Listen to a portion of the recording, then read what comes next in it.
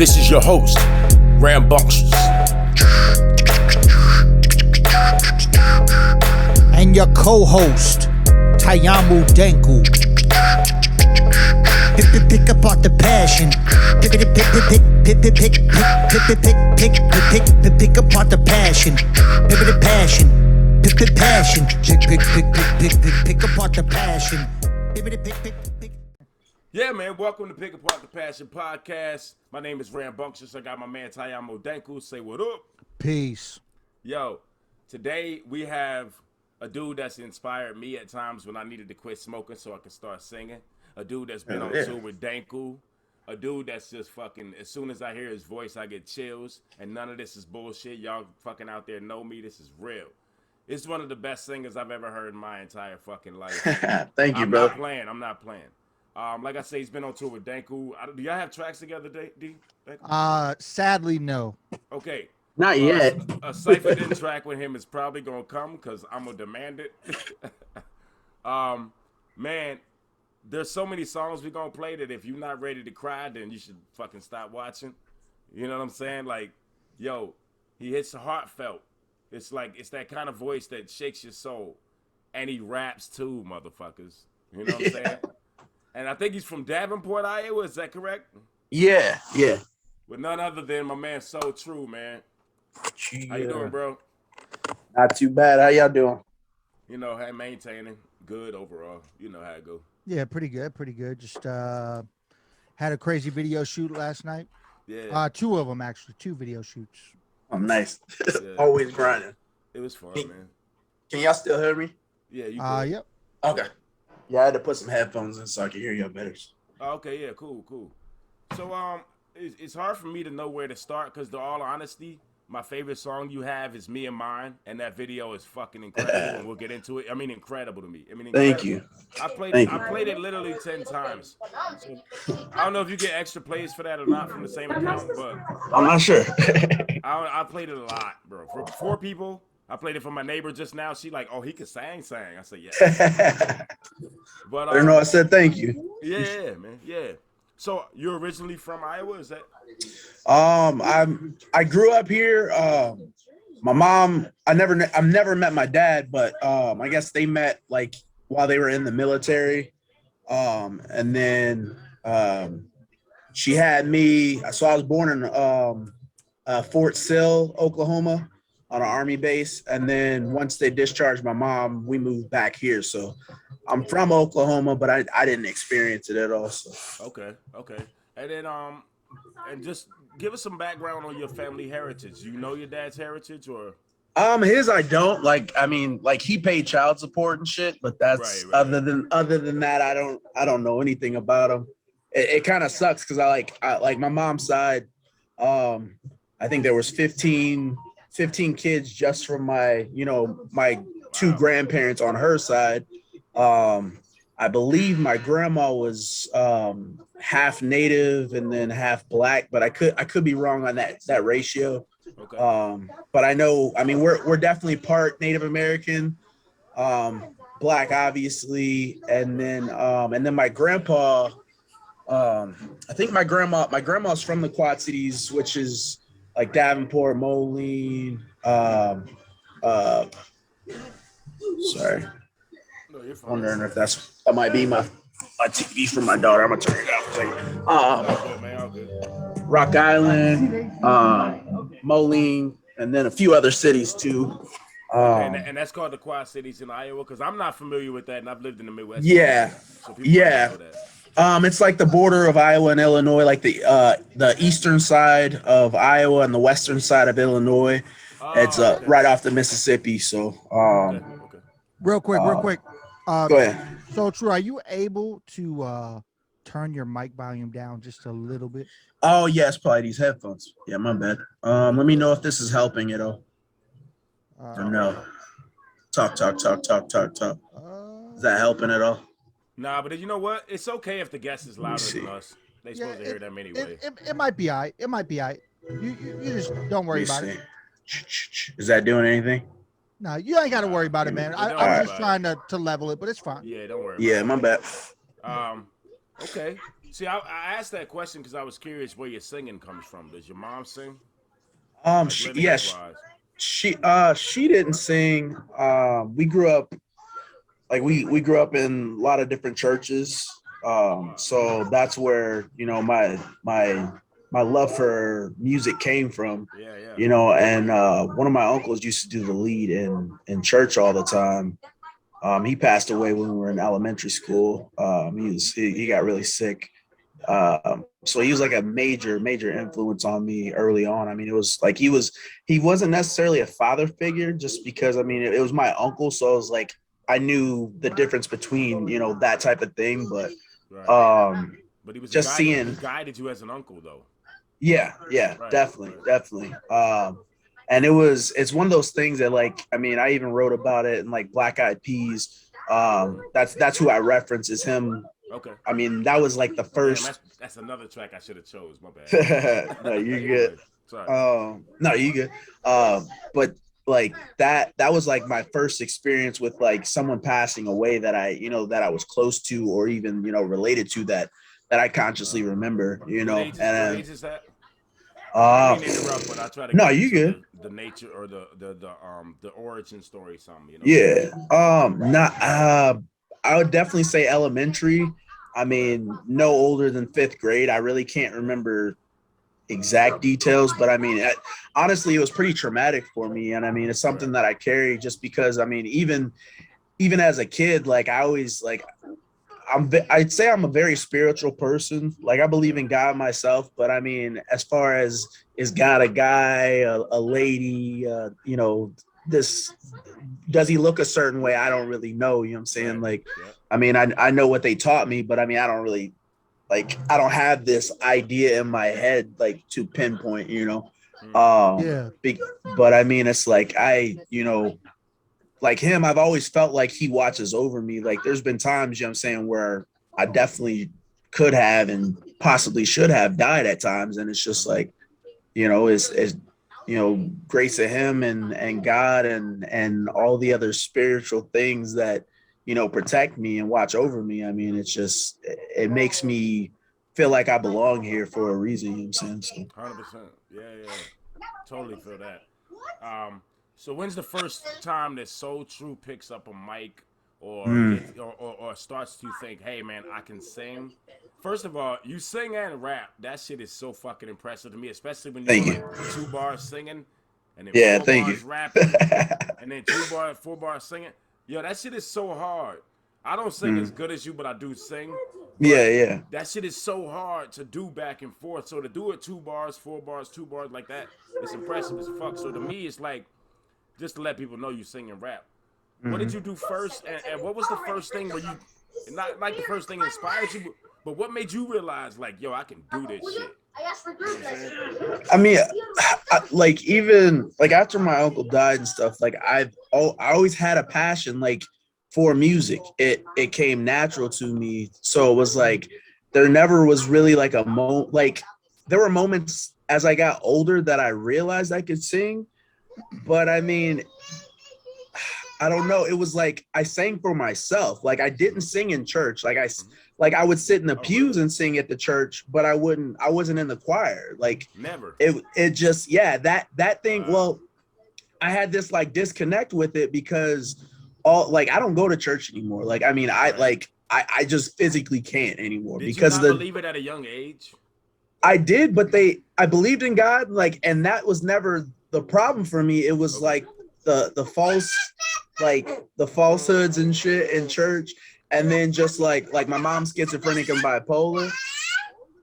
Did you go to the bathroom? You better not have gone to. I'll change That's the your baby. bathroom while we are.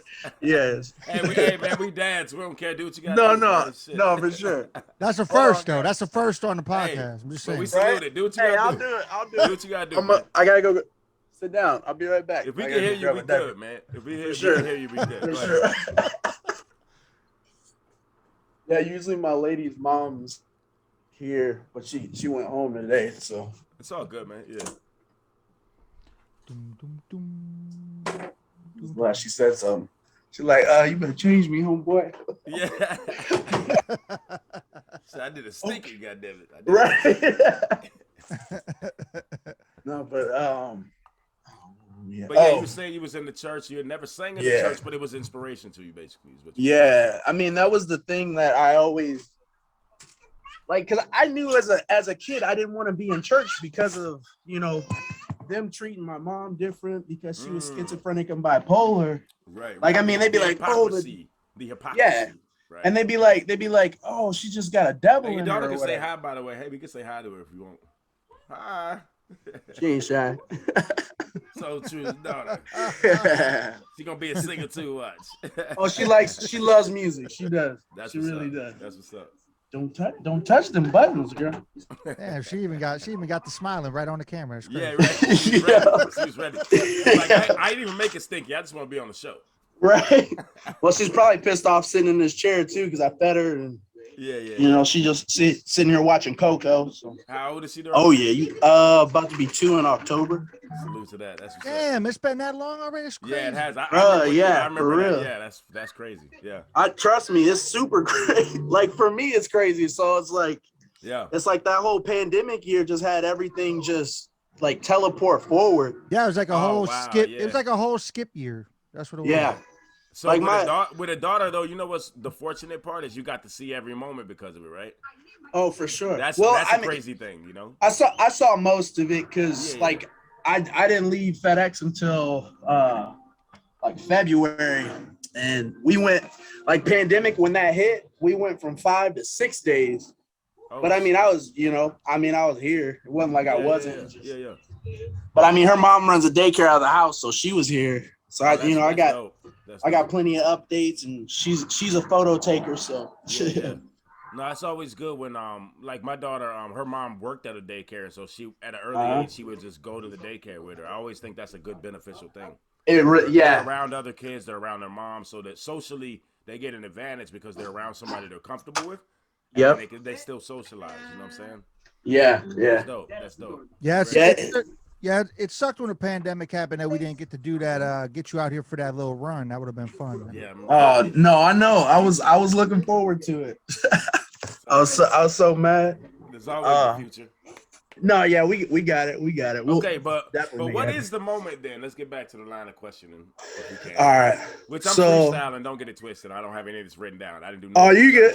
No, you good? He lying. He got the prompter. No. The prompter in front of his face. I did zero research. I said, this one. I already know I like them. I already know some shit. So let's just roll. I already know y'all playing. Stop playing. I swear to God. See, what Deku don't know is I haven't done research for a lot of episodes in the last month or two. I can tell. No, not really. No. I'm not taking that L. Because I did for some. If I don't know who they are, I do it. But if I know who they are, I'm kind of like, man, you know. Just go off the cuff, Because I like the free form shit. But anyway, right. The first time you said Soultru is going, or I'm sorry, if you want to say your name or Don, I want to say that too. But the first time you was like, yo, Terrence Banks is about to fucking be somebody. Man, I'd have to say, I don't know. It was later because it was like maybe 8th grade. Okay. Maybe because I started writing poetry first, just because I was like my mom being schizophrenic and bipolar. We weren't a family that talked, and it was like, and like my mom, she was like, since she was in the military too, she was like, I don't know, she was kind of like more internalizing about things, and like when it came to like emotions and stuff, like I was always like this, like more of a, like I'd rather, like, you know, punishment for me, you could yell at me, you didn't have to physically put your hands on me, but I mean, you know, it made me stronger that she did, you know, spank me or beat me at times when I got older, you know. I feel the same way about my mom. I feel you. Yeah, and so I mean, you know, and it's like sometimes it kind of broke me even further, just because I'm like, you know, like we watch a movie, you know, you watch these Hallmark movies, or even just something like, I don't know, like Mama, what's Soul Food, like something like that, you know what I'm saying? And like those type of movies would make me cry like all the time. Like I remember doing that, so I've always been this like heart on my sleeve. Yeah. And you know, so she would shut that down a lot and everything. And then so at some point I was still sitting there internalizing things because my family, we come from like a super stubborn family. Like, you know what I'm saying? Like, yeah, you can talk about stuff, but it's like you might really not, because we try and deal with it on our own and shit. Right. And so I started writing poetry just to get this shit out of my head and just put words to the page, and just because I didn't know what else to do. Like, I mean, we were super poor. Like, we grew up in the hood of Davenport, which, I mean, Davenport's like, I think like 250,000 roughly, maybe a little less. And then with the Quad Cities overall, it's like closer to about 500,000 people. So I mean, it's a decent sized area.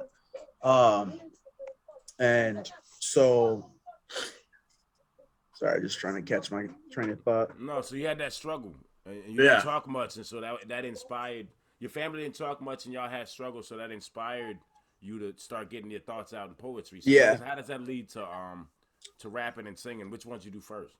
Well, I definitely started singing first, because at some point the words were right there on the page, and one day it clicked in my head that it's like, you know, well, I think I was reading like the booklet of like Brian McKnight's greatest hits or something like that, and I was just reading the lyrics, you know, and even though the songs are playing, like, it's just one of those zones where you hear it and you've heard it a million times, but then you're just reading something while listening, and you're like, oh damn, man, this is poetry. He's just singing really it. You know what I'm saying? It really is, yeah.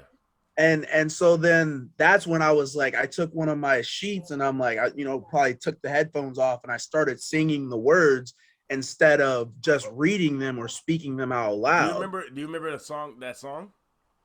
I don't. Like, I mean, I could assume it's probably We, the acoustic song, because that's the first song I know for sure that I like wrote for sure, but there might have been something else that I like did actually sit. I mean, that I wouldn't be surprised if that's what it was, honestly. Yeah. And have you ever thought about do you do covers at all? I don't know if you do. I'm actually like Cadence and I are actually working on cover sets. So there's a song by Brian McKnight. I just interrupted a little bit, but no, you good. One of my favorite song by Brian McKnight is "One Last Cry." You ever know that song? Ooh, yeah, that song. My shattered dreams. That one, right? And broken heart. Yeah, you can keep singing. I've been around myself. I saw you, right? Yep. Fucking cover that song. When I hear your voice, I'm like, yo, this dude should cover that song. I'm serious. It's funny that you said I leave it all behind. Am I a fucking prophet? I'm saying. No, that's my jam, bro. That's my jam. I'm saying. Yo, think about covering that song.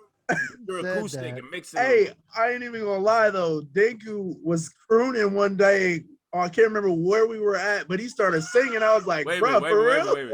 Yo, so Pick Apart the Pastor podcast. Y'all know Denku can sing and shit. For he real, let for motherfuckers real. know, right? It's bruh. It's but for real. If you in the car with his ass for 8 days or whatever, you gonna fucking hear some shit, yo. And like he'll sneak up on you. You like, wait, what? And you like, whoa. This motherfucker did not just do that. Yeah. I was like, bro, we got to drop an R&B album. We can do a trio. We could be like boys, less men, whatever. I don't know. Seriously, don't even fuck around because I'm down. Hey, I sang the hook on the joint we did the video for yesterday. Yeah, I know, motherfucker. I'm telling the people, the ones that we're don't in front know. of people. When me and Soultru were on tour, I would do his vocal backings. Mm-hmm. Oh, okay. Why didn't you never do that for me? Is my voice too deep? I have done it for you. What are you talking about? It's a joke. Jesus. Man, you be hurting my feelings, man. You be hurting my feelings. anyway, Soultru, sorry. No, you good. I'm just putting this is in regular Pick Apart the podcast. Banter. No, you good. No, seriously though.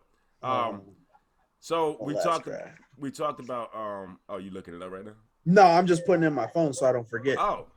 Boom, you should really do it. I'm not playing. No, I'm down. I'll do it. Yeah. So I'm not sure the list of songs. I want to get into that, but then I want to kind of talk about your lineage and how it gets to being where you at now. What's the first besides like realizing you could do it, right? What's the first time you were like, but I'm dope though, right? Like you felt like you were dope. Ugh.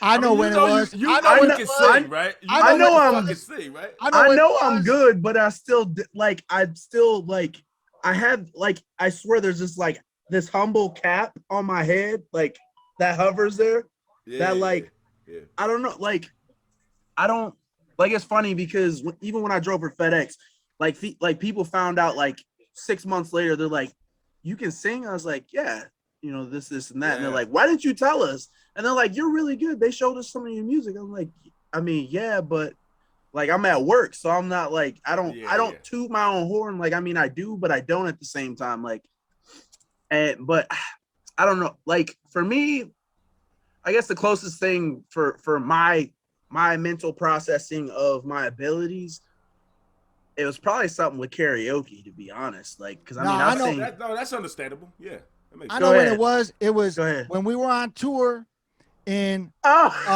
Hold on. Wait. When I we were know. I on already tour know. in what's the El city? No, it wasn't Amarillo. Amarillo.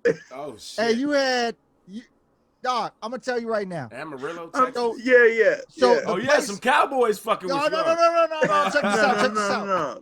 So the place was popping, right? The place was pretty. The place was It was pretty popping. legit. Right. And like, you know, grimy hip hop dude with a R&B singer.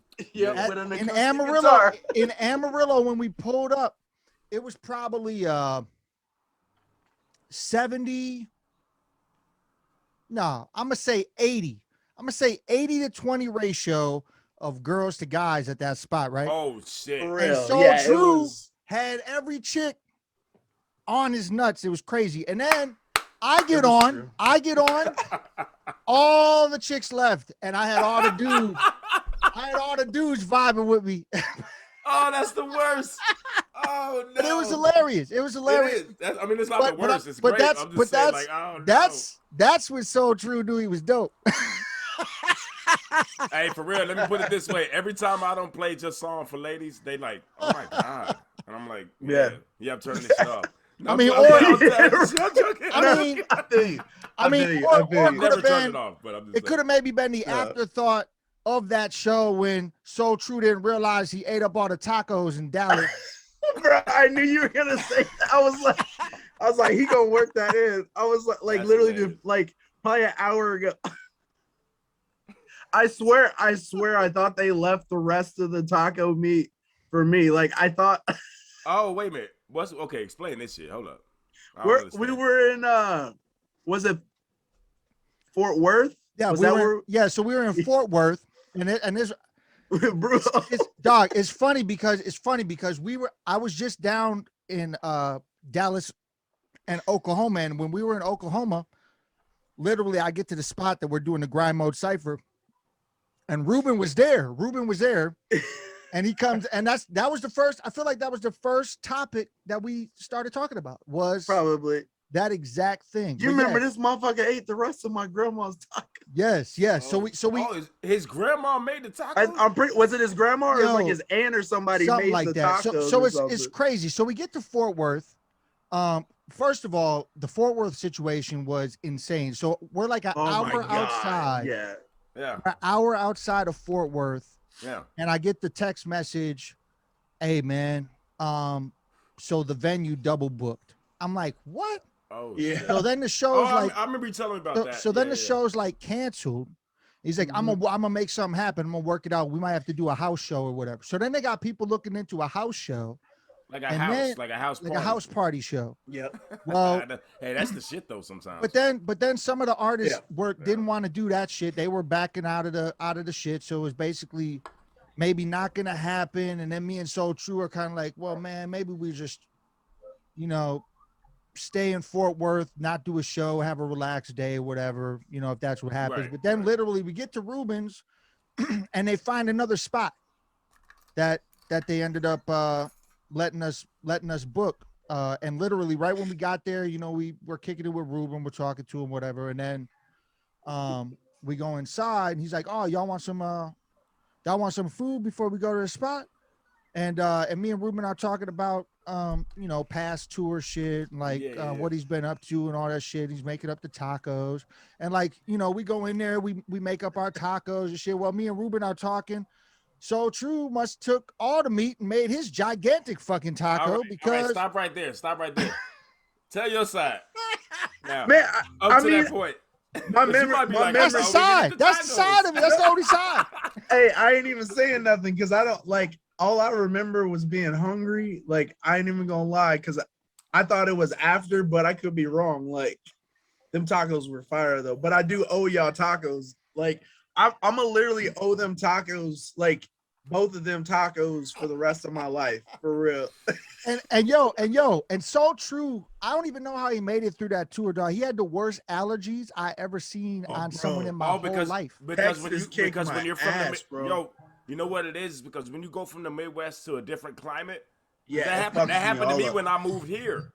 My Yeah. allergies had gone away in Arizona. I got used to that climate, and then Yep. I moved here, and it was fucking bad. Yeah. And now I'm getting Yeah. used to this. So now if I move somewhere else, my allergies is gonna be fucked again. Yeah, and I mean we were just moving too, so I was breathing in all that air, and then Yeah. we were kicking it with uh Max, fucking Air Max. Air Max. Yeah, yeah.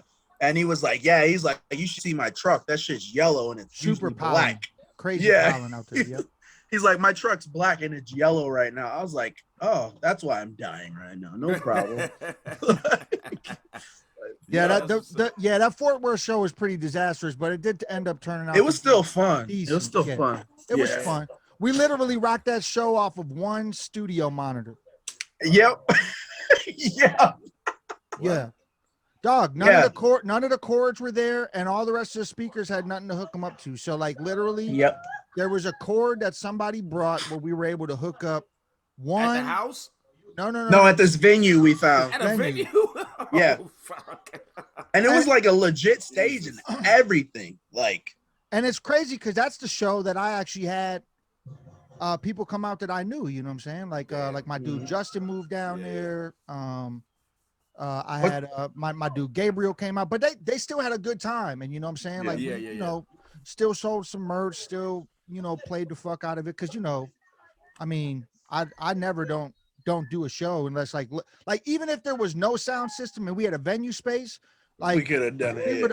I would have did acapella verses or something. We would have made something work. Yeah, easily. Well, I've been saying how you can sing so well this whole time, man. Let's get into the first song. I don't know what Deku has queued up. We just kind of picked some songs. Yeah. I know Me and Mine's one of them. My Pockets is one of them. Let's rock Me and Mine first. We'll do that. Yeah. My eyes might be closed because that's how I listen to this song. Nice. The video. You know what's fucked up when the video happened? I was like, oh shit. I was like, I gotta watch this now. I was watching the video, but I wanted to just close my eyes. All right. So here we go. Play Me and Mine. Soultru. Yeah.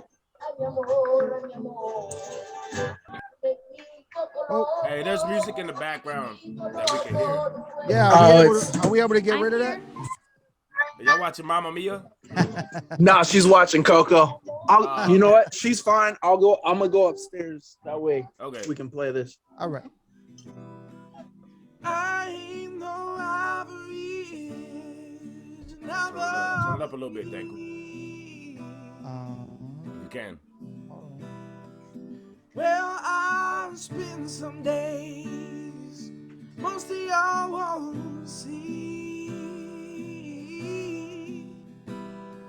I pray that you don't have to worry like I when things weren't going so easy for me and mine.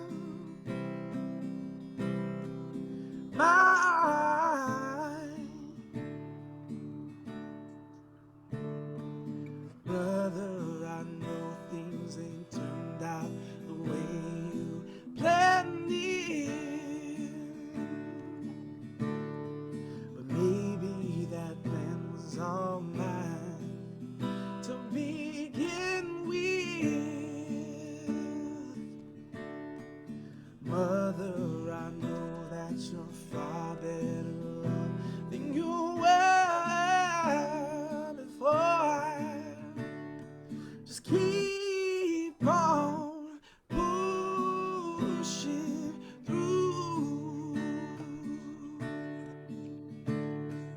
pray that you don't have to worry like I have when things weren't going so easy for me and out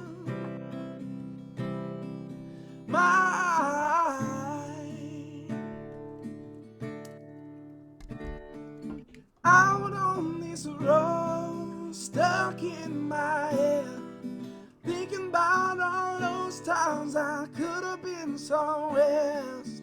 Out on this road while you're locked in your head, thinking about all those times I prayed you were safe in there.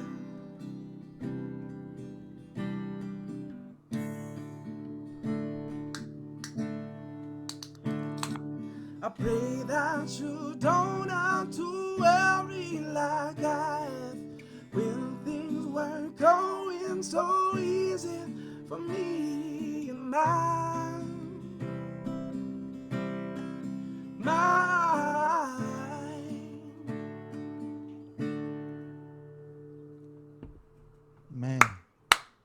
Man, I swear. Go ahead. I was all right. I swear. Why the fuck have we not had you on songs already? I'm so confused. I don't understand what's going on. I don't know. Man, I think when I first talked to you, I was telling you like, yo, we should collab. Just man, because just the smoothness in your voice and the contrast would be crazy. So in terms of that needs to happen. But yeah. This song right here, dog, you don't even understand. My whole neighborhood probably know this motherfucker. At least heard it 6 times. I literally throw this song on and I just sit there like, man, this shit is crazy. And it's the richness in your voice. Is that something that's learned, or is that something that's and the lyrics and the stripped downness of the acousticness and the way the video is so simple. You get a call and from your homie, I assume, right? And then you my mom. Oh, was that your mom in the beginning? Yeah. Okay. But then you call her back after the song. Yeah. Like the raw emotion and the way you strip that down in the video for the song to me is crazy. Everybody go check out the video. We probably gonna put it in here, but talk about that song and talk about is that richness in your voice and that tone automatic, or is it something that you heard in your voice and had to work on? That's a lot, but you know what I'm saying. I'm sorry, that's a lot. No, you good. I'm just trying to just thinking of what to answer. Like I learned how to sing by like imitation and like never had any like training whatsoever. I did choral music up until high school, and even that was, completely different than this singing voice. Like it was like hallelujah, hallelujah, like that type of stuff. Okay. I learned how to do that by imitation and singing the same songs a million times over in the class. I mean, I can't read music, but I know there are things that I can physically do with my voice that I don't know. I couldn't teach anyone else to do because I just do it. Like I've done it so many times, and is this what you hear? Yeah, I mean, honestly, yeah. And then like growing up, like there were times where I would cry and sing. You know what I'm saying? Because sometimes when you're going through something, that song is hitting you in the right spot, and when you're sad or angry or whatever, that emotion comes out of it. And like Gavin DeGraw and like John Legend, those were like some of my really biggest influences in high school when I was trying to find my voice, because I didn't, I knew I had a quality tone in certain stuff. I mean, I wasn't sure that I was a good singer, but I knew I could hold a note, and I had, solid pitch and whatever else that singers need to have. But I mean, I oversang a lot because with not knowing how to sing, if I was frustrated or whatever, even when my voice was out because, I was just singing too much, I would still force it out. So, I mean, some of that, that soulfulness in my vocal, it's natural. Like there's no way of me turning it off. Like there's no like, oh, this one day he sounds more falsetto-y, like a Frankie J or something like that. Like there's no, it just comes the way it comes. Like, and I didn't practice it. I mean, I practiced singing a million times. I mean, I listened to, after, during high school, I got into like Maroon 5, like their early first couple projects. Those were dope. But then they got too poppy after that for me. Yeah, But yeah, then I agree with that with the first project. I don't know the second one much, but yeah, I agree with that. yeah, the second one wasn't too bad, but it was starting to get to that angle, just the overproduced, Yeah. stadium Poppy. music. You said it right, Yeah. Poppy. Yeah. Do you Yeah. like? Go ahead. Do you like? Do you prefer acoustic R&B over like a produced track? Do you prefer that? I think I'm that just because it gives me this thing to hold that I feel connected to. Wait, say Like, that again. I think you cut out real quick. oh, Say that again. yeah, I Please. probably did. No, I'd say like when it comes, yeah, with the acoustic stuff, like with that, I think I lean towards that more just because it gives me this thing to actually physically hold and play myself. But I mean, I'm not against like instrumental tracks. Like I'm really not. It's just for me when it comes to live stuff now, I'm just like leaning towards having my acoustic if I can, just because it adds that much more to me as an artist. But I mean, some of my favorite, I mean, I still like, I don't really listen to myself that much, but like every now and then I'll go down the rabbit hole of like tracks that we put out on like SoundCloud and shit. And I'm like,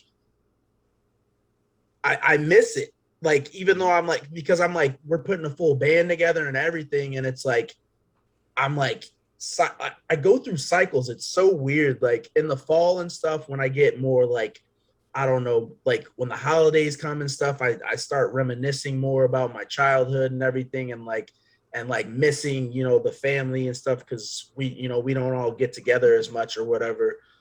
So I don't know. It kind of draws like this hip hop, like I want instrumentals and I just want to sit down and fucking write. But then like when like this feel. Oh yeah, I mean, I don't know if y'all listened to the Soultru and Progeny project that we put out, but I wrote all of that shit in like 3 or 4 months, and I mean that shit was weird. Like I was in this just like they just put me on medication for like depression and anxiety. Like I have super bad anxiety, but they think I've actually been like depressed for a long time. I just been dealing with it. I understand that 100%. Yeah, so I think I was in just this like deeper spot of depression to where, it just drew all this shit out of me. And I mean, literally, like Progeny was sending me these beats and this shit just was coming out of me. Like, I mean, like, and some of the shit, like, it was like, I pushed play and I'm like, no, that's not it. That's not it. I would rewrite it, And I mean, for me, it's like when I start writing a track, if I get like a verse or a chorus in, I'll sit with it and then I'll come back to it that next day. And if I still fucking love it like I did the day before, then I keep it. Otherwise, I throw it the fuck away. The same way. And it's like, but sometimes there's just a track and I can't turn that bitch off. And I'm just like, like Dead Breeze, that shit came in like 5 minutes. Like My Pockets, I wrote that in like 5 minutes. Like it was just. Hold up. We playing My Pockets later, and we need more explanation on that, but we'll wait for Okay. that. Matter of fact, can we just play My Pockets right now? Yeah, but go ahead.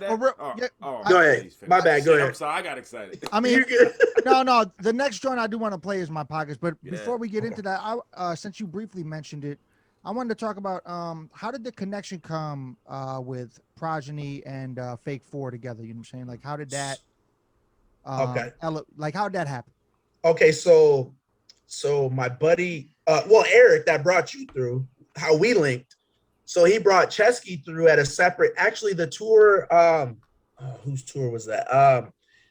When Chesky and Esid, I'm not sure if I'm saying that right for sure. Yeah, that's right. That's right. Okay. Yep. Yeah, when they went on tour, and I think Tommy V was on that tour too, they came through the Quad Cities on that run. And I think someone fell off, like literally, someone like fell off the lineup the day of, and he was like, dude, do you want to do a set? I'm like, yeah, I'm down, whatever.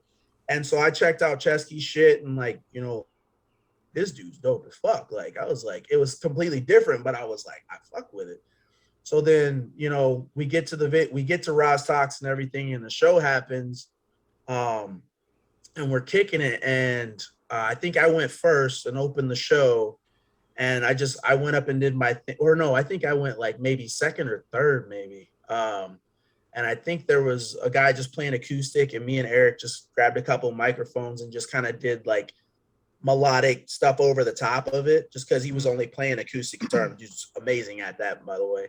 But anyway, we were doing that, and like Chesky, like I saw him walk up, and he was just like super attentive and paying attention. And then I think I did my set after that, and then Chesky walks up, and he's like, "Hey, man, I really related to Glass Prisons and stuff," and I was just like, "Damn, like this dude's real." Like, because I'd never met someone that like I don't know had a fan base and stuff like he did at that time.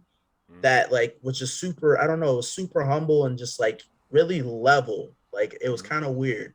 But then he did his set and everything, and I was just like blown the fuck away. I mean, there was like maybe 30 people, but he rocked that bitch like there was like 200 plus. Oh yeah, he plays. He has a great, amazing live show. Yeah. And then so yeah, we connected a little bit and everything, and I think like one of us added the other on Facebook and shit. Yeah. And like we stayed in touch a little bit. I mean, he was just traveling like he does, like fucking nonstop. Like I'm like, fuck. And then like I think in between that he might have tried to link me with Megaran. And then after that, there was a different tour. They came through and did Day Trotter. And then Cheese May was on that tour. And that was, who's the other guy that was on that tour? There was a cat from Chicago. I can't think of his freaking first name right now, though. Paulie Think? Nope. I think he was fuck. I can picture him. I think he had a song like for the Bulls and shit. Oh, fuck. He had glasses and shit too. I can't fucking remember right now. I don't know. I left my phone down, but I'll remember later. Yeah. You guys would know the name for sure. I just can't remember. Okay. But yeah, Cheese Man was playing, and then afterwards, you know, we were shooting the shit, and then fucking lo and behold, Chelsea's like, y'all need to do some music together. Like it was just mid conversation. I mean, that's just how Chesky like fucking, you know, half the fucking people I know, he's just like, y'all should link up. Like Terrence is really dope and you're dope, so do some shit. And that's pretty much what happened. We started emailing. He's like, hey, I got this instrumental. He sent me the one I fucking wrote that night, I think, and then sent him like a reference. And he's like, oh, shit. And then I think we got to probably like second or third track. And he's like, do you just want to do like an EP or something? And then that shit turned into and then it was just like whatever from there. Like my first plane ride and shit, I went out there and recorded like half the project with him. Like, that's dope. I was scared like a motherfucker on that plane by myself. I was like, you say your first plane ride?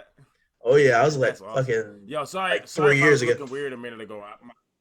Sorry if I was looking weird a minute ago. I had something come on saying my mic wasn't working for a second. Then it came up and said it was the only thing it was using. So I had some weird shit going on. I'm sorry. Oh, you good? Yeah, I didn't even realize. My bad. I was so locked in talking. All right, cool. No, I know. I'm sitting there like this, and I'm like, I hope I ain't look weird and shit.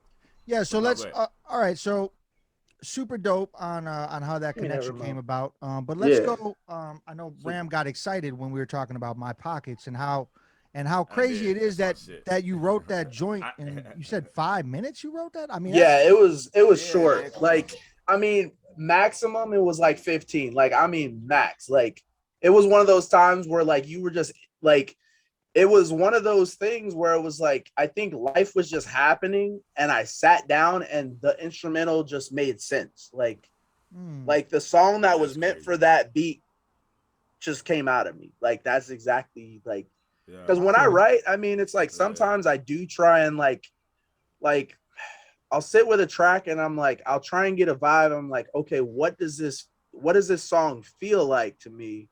Like, does it feel like a love song? Does it not feel like a love song? You know, whatever. Like, I get a vibe first and then I try and get a concept, maybe. Otherwise, sometimes it's just like, oh no, this song is talking about this. And I don't necessarily have a title, but I know exactly the topic already. Like Dead Breeze, that thing was just like, that was like a free form, like, I'm about to write some shit because I need this to get out of my heart type shit.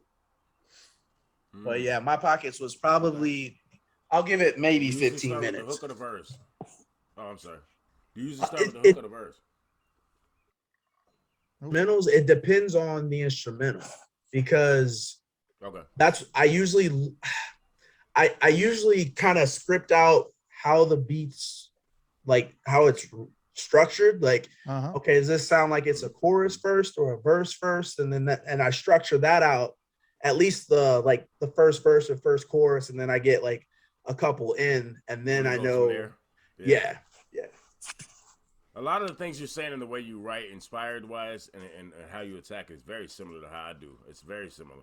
I'm not saying that for any reason, but to say it's interesting to hear that because a lot of the ways you're saying it are very similar. So when it comes to my pockets, obviously we know the inspiration once you hear the song, but it's not. It's the type of song like did you ever think it's too like narrow or anything, or were you just trusting in the creative process? Because it's a fucking dope ass song, but it's a certain subject matter. Or did you think everybody would feel it? Yeah. Because there's two ways that could go, right? Right. Like, you know what I'm talking about? Like, you know, and not to slight it at all. Like I say, I fucking love it. But you know, like, curious about that. And that's my own mind. That's how my mind. If you ever thought about this. Like, what do you mean? Just like with the backing track, or what do you? No, I mean like subject matter wise, right? Oh, like if people, because we all work. Right. You know what I mean? Maybe I asked it the wrong way. Maybe No, you're good. I just wanted to make sure I was on the same page as well. Yeah.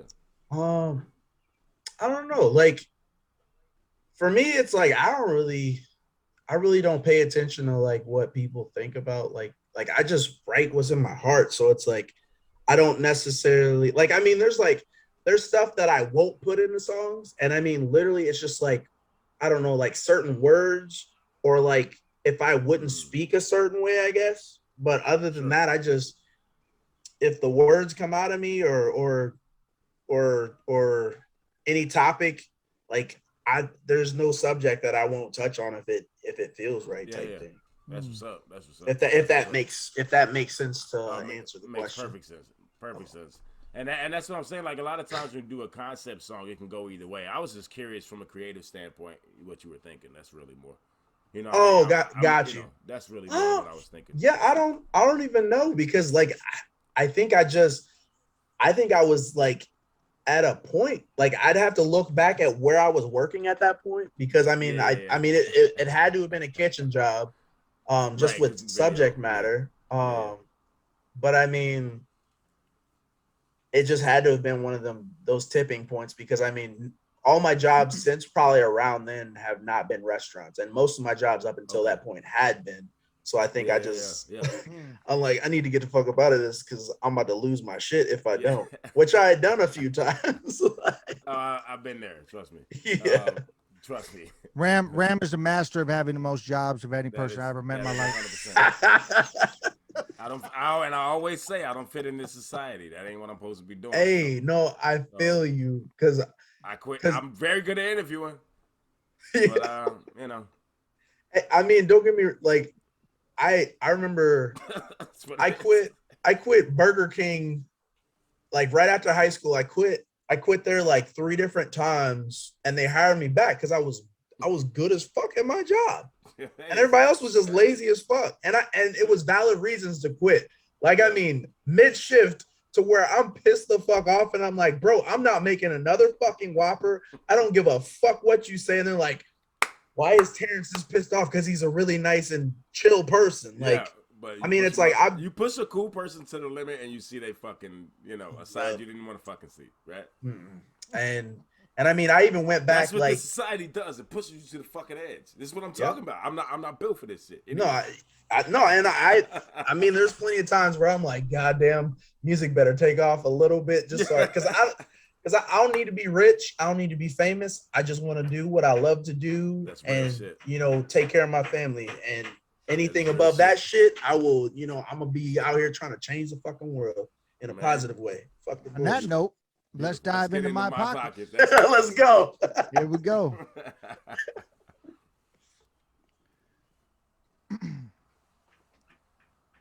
This was actually I think this is the. We'll let it play. I'll talk about that. Okay.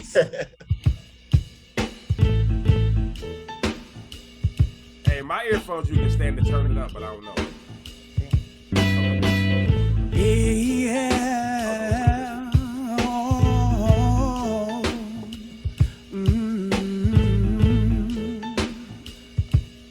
Hey, hey.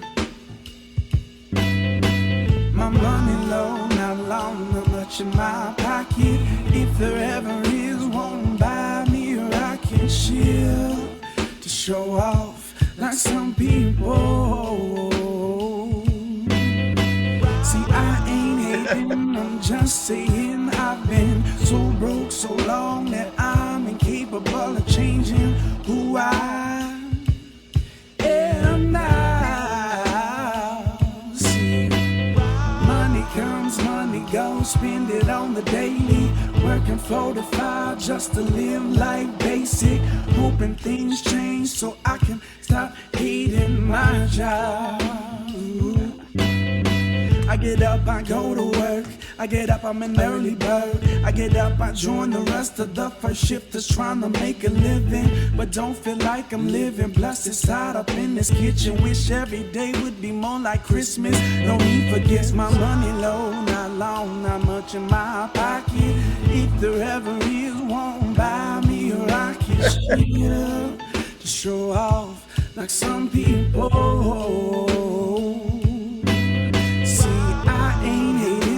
Just saying I've been so broke so long that I'm incapable of changing who I am now. See, money comes, money goes, spend it on the daily.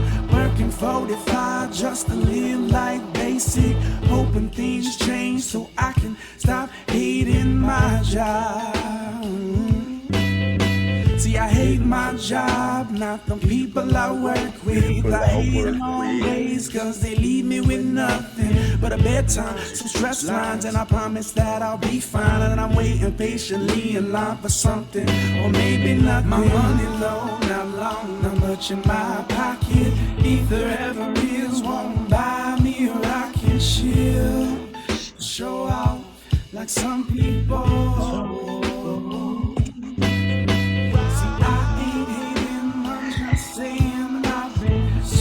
So long that I'm incapable of changing who I am now. See, money comes and money goes. Working 45 to live like basic. Hoping things change so I can stop hating my job. That shit is fucking incredible, man. Thank you. I feel like that's one of those joints like, when you get out of the studio, you just know that that's the shit. Oh no, man. Like, well, you should think that. That's what I would feel like after something like that. I mean, yo, that's that shit. It probably was. It probably was. I just don't remember. Man, and you bumping in your ride for 2 months. And you're like, yeah, the rest of this album's cool. This shit right here. You know what I mean? This is my trip, though. From my perspective, that's how I am. Like, no, I feel you. If I make one of them songs, it's just like, then it's like that's the one I'll be bumping, right? And this, no, I feel you. And this might have been, I don't remember your exact song order, but I feel like the original time that I had met you, was that the Carnage tour? Was that when I first met you on that tour? I think it was the Carnage, right? No, I thought Eric brought you to the I thought Eric brought you to the Quad City. Yeah, Rostock's. Yep. Rostock's. At Junetopia. Yeah. That's when I met you. Because you did a few of them, did you?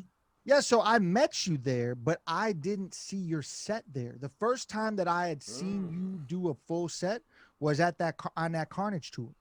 Oh wow! And when I because anytime I did the Junetopia shit, I always got there late. I felt like I got like damn near right before my shit, and I went on, so I missed a bunch of people's shit. But like I feel like when I was on tour with Carnage and you had played the show at the Muse, which shout out to the Muse, sad that they're no longer a venue. R.I.P. But yes, this song always stands out to me, like where I remember you performing it at every spot that I seen you early on, and it was always one of those songs that, like, it just felt like one of those that should be on every radio station in the world to me. Absolutely. Absolutely. Thank you. I appreciate you saying that. Yeah.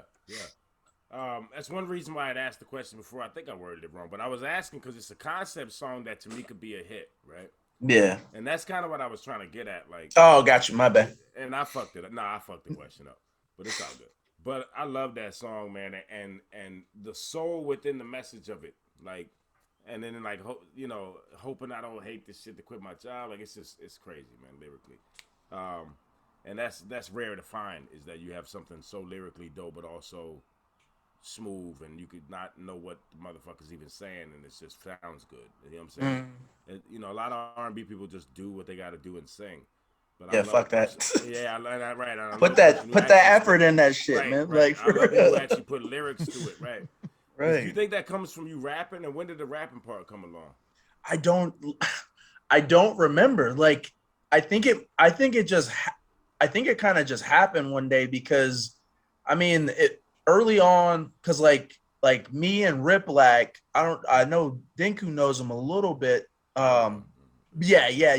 Well, it's funny because like Sideways, I didn't know Dinku knew him, but like I kicked it with that dude like early on. Like I think I was starting to perform like live shows. Like I did the R&B rap thing, and I mean probably like right after high school maybe was when I started doing that.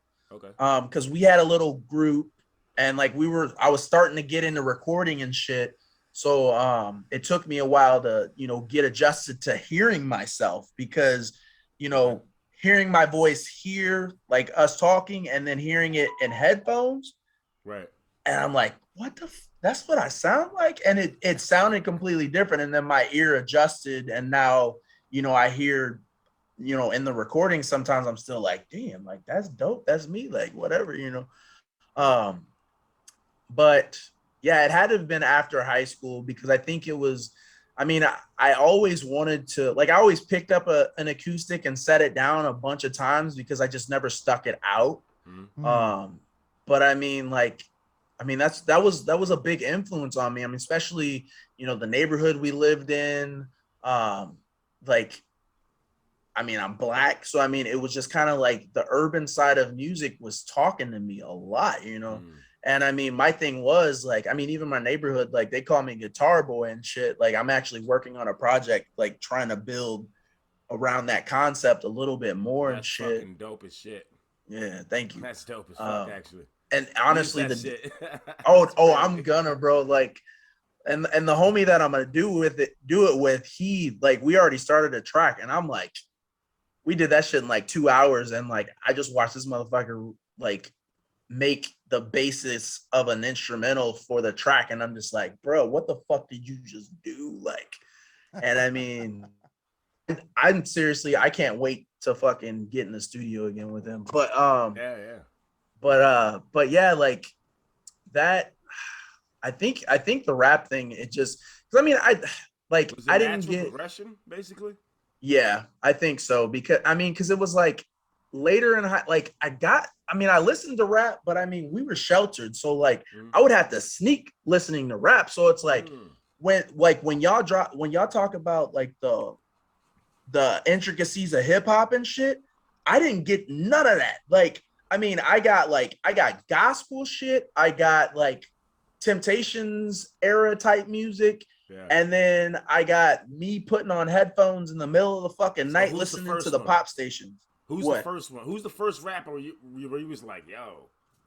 Like, I mean, I think probably the first outside of maybe like a fucking Nelly.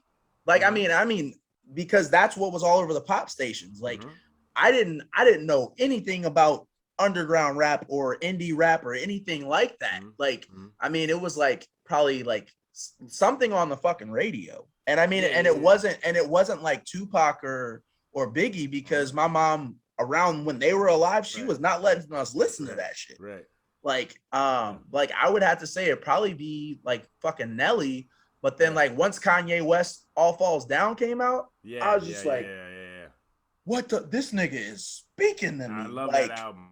I love that album. For real. And I mean, and it's like, and then that's when I got into that, and then I got into Common a little bit because of that.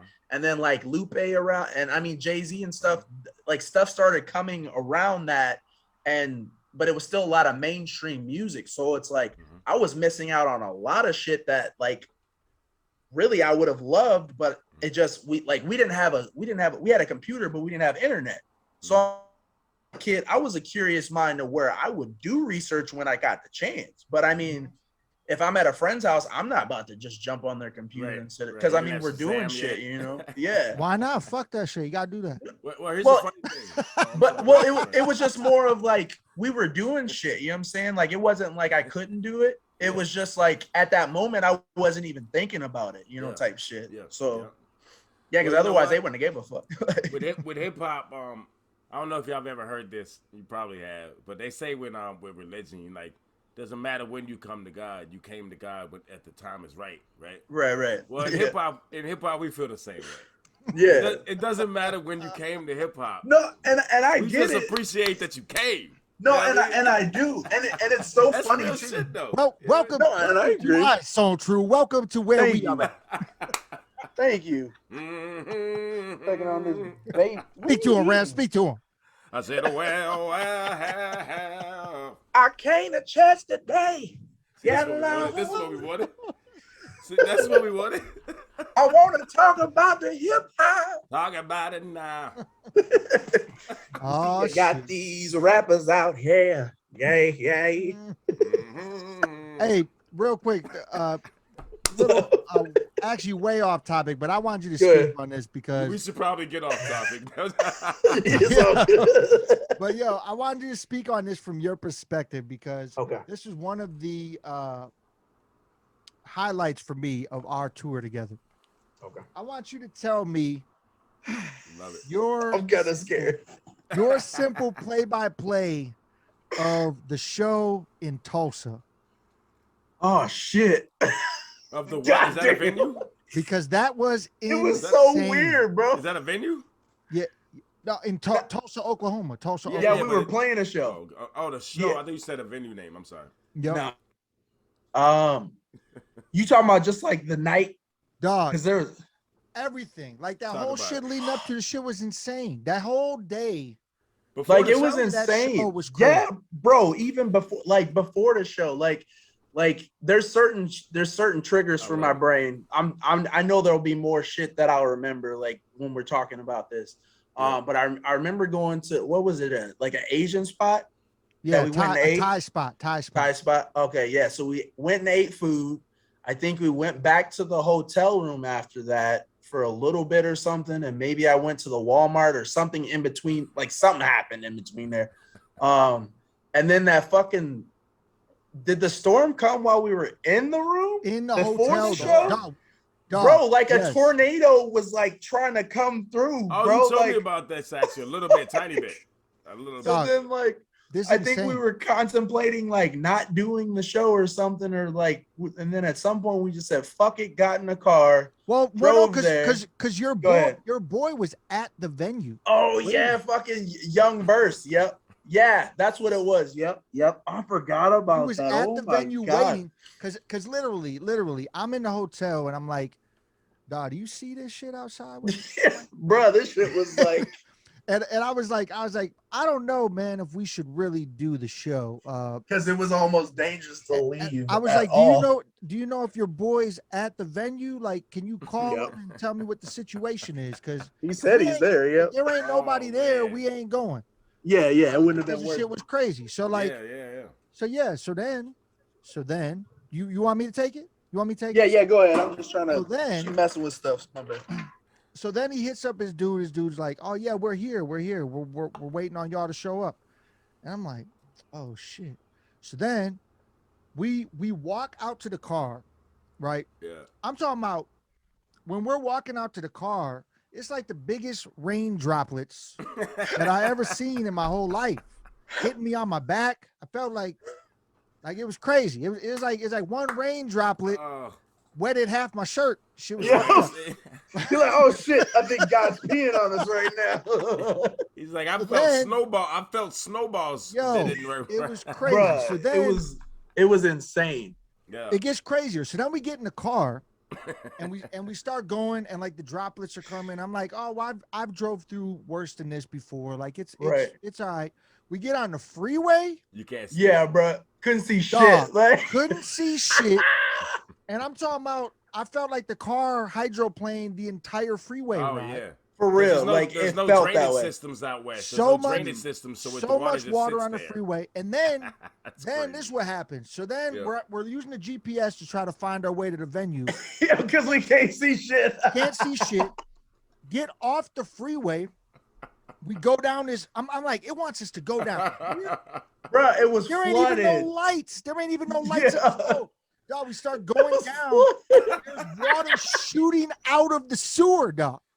It was Shooting flooded, out bro. of the sewer. Just was no flooded. drainage. Yeah. And then we turn around before we go into that shit. Yep. And then I'm not driving through that then shit. there's this car trying to come down there, and I open the window. I'm like, no! It was about to drive right. Y'all gonna hydroplane at each other? I'm like, Oh don't my do it. God. Don't do it. Oh no, they would have been submerged, like for real. They were going into the water that. It was terrible. So That then we go avoided out, going through. Yeah. and then we go around a whole different way to try to be on some elevated hill shit. Yeah. And we go all the way around through downtown, and somehow we get to the venue. I park my car. There's so much water going down the hill. The water is going over my entire front tires. What? Flowing down the hill. It's going completely over my tires when I'm parked. Bruh, yeah, and I mean, this was like a full-on hill. So that means y'all were wet like up to the knee or thigh, right? Well, not the whole road, right? I'm talking about where where he parked, like where the water's coming down the next hill. to the curb. Yeah, the front tires were getting completely washed over with this water coming down the fucking hill, and then we literally run in. Like, we didn't even unpack the merch yet because I'm like, we cannot get the merch out of the car. This shit is crazy.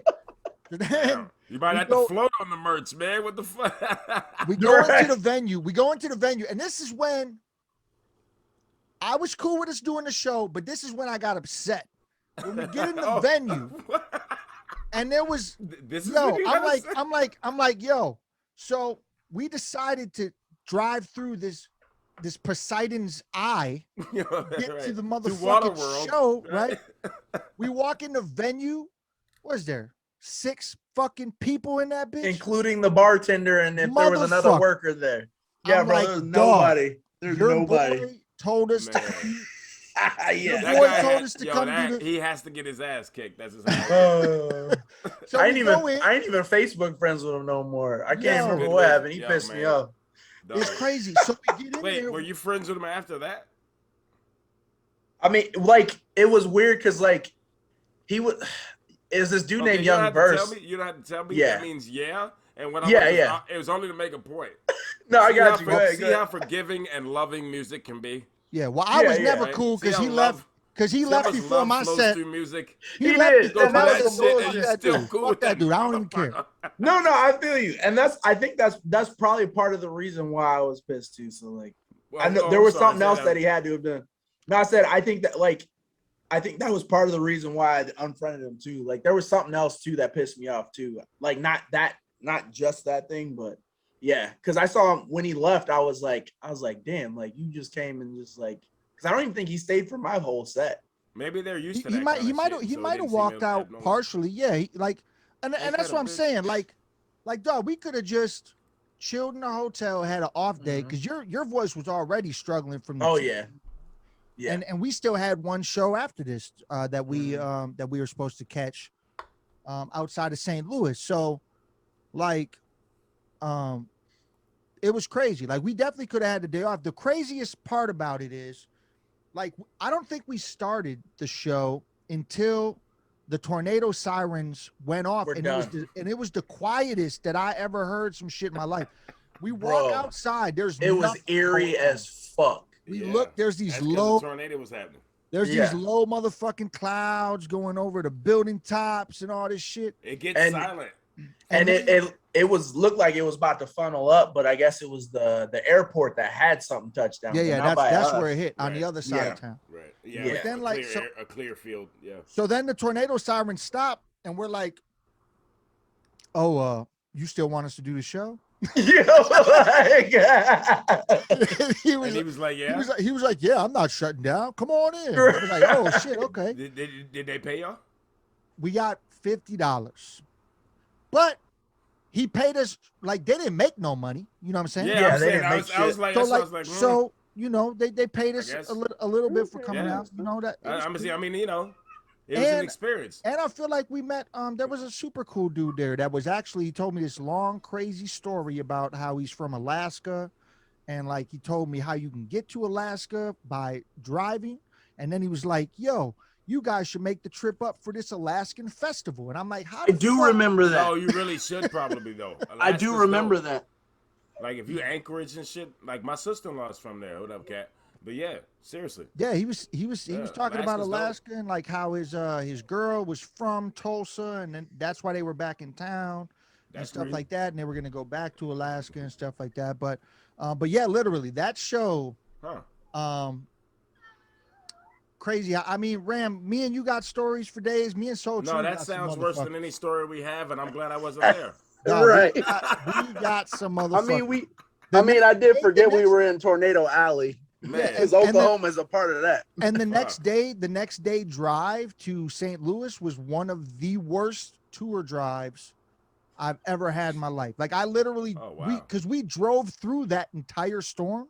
Again, yeah, the whole fucking drive. So you're getting a residual of the day like before. 4 hours before we got out the other end. So you're seeing even the had to craziest stop again. clouds you can see, yo. That'd be scary as fuck. We were in like the eye of it. Matter of fact, bro, I have video footage. I think I found it like literally this last week. I'll have to find that. Oh, dude. Like, because there was like a semi that got turned over. Like, I think if you can find some of that, we should put it on the Pick Apart the Path to Podcast. Yeah, I definitely found it the other day. Podcast page. We should put it on the page as an upload. I'm saying, you know what I mean? Because now that I think about it, there's video of I think one of the dudes was drinking a beer off a Frisbee or something at the Tulsa bar. Hey man, if you was drinking a beer, if you're watching this episode and you think we should take that footage and put it in our uploads, shit. say amen in the comments.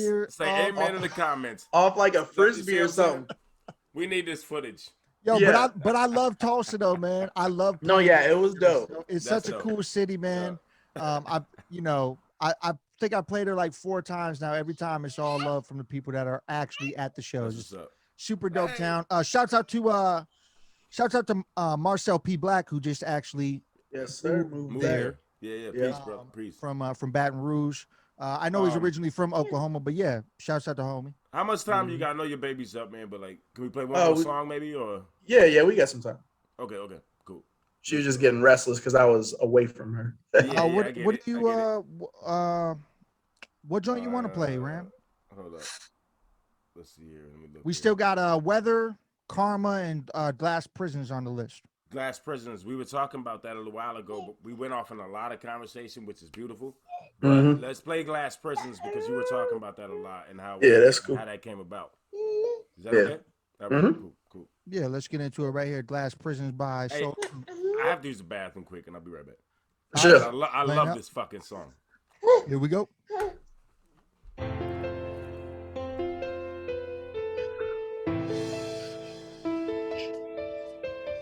What if I told you that my brother locked down and man he ain't getting out from a while for a minute? Me, I'm still here sitting, sipping and reminiscing. Stuck in the world, maybe he safer in prison, but you don't know our lies, so you just don't get it. See, I'm here to tell both sides, just don't know where to start. Meets the end or a new beginning, cause I'm just out here living like the rest of y'all.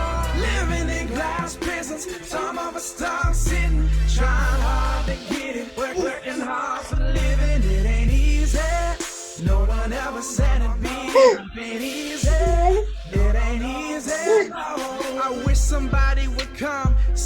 From my view, I'm an odd one who grew to love music of all kinds. Taking the words in, relate them to my life, keeping it all in till I felt I couldn't cry. Taking the pen out, stick it in my eye, just wanting to feel again, never feel like a kid again. Because a lot of those memories only left negativity. Where's my confidence? Hitting at home until I'm right here.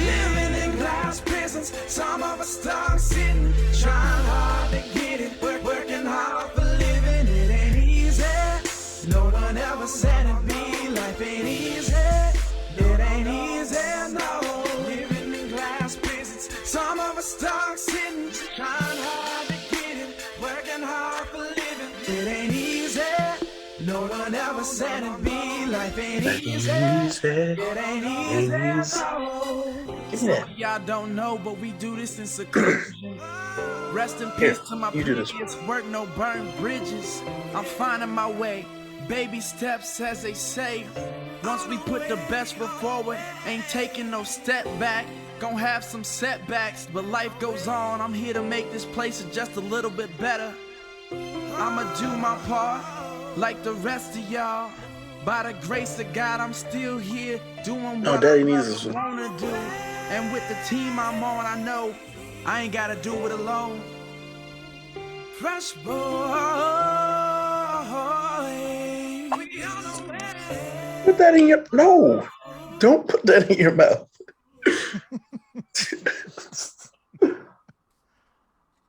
Yeah. Hold on, girl. Man, that song's incredible. I assume that's from real life situations. Yeah. I'm sorry. Go ahead. No, you get my bad.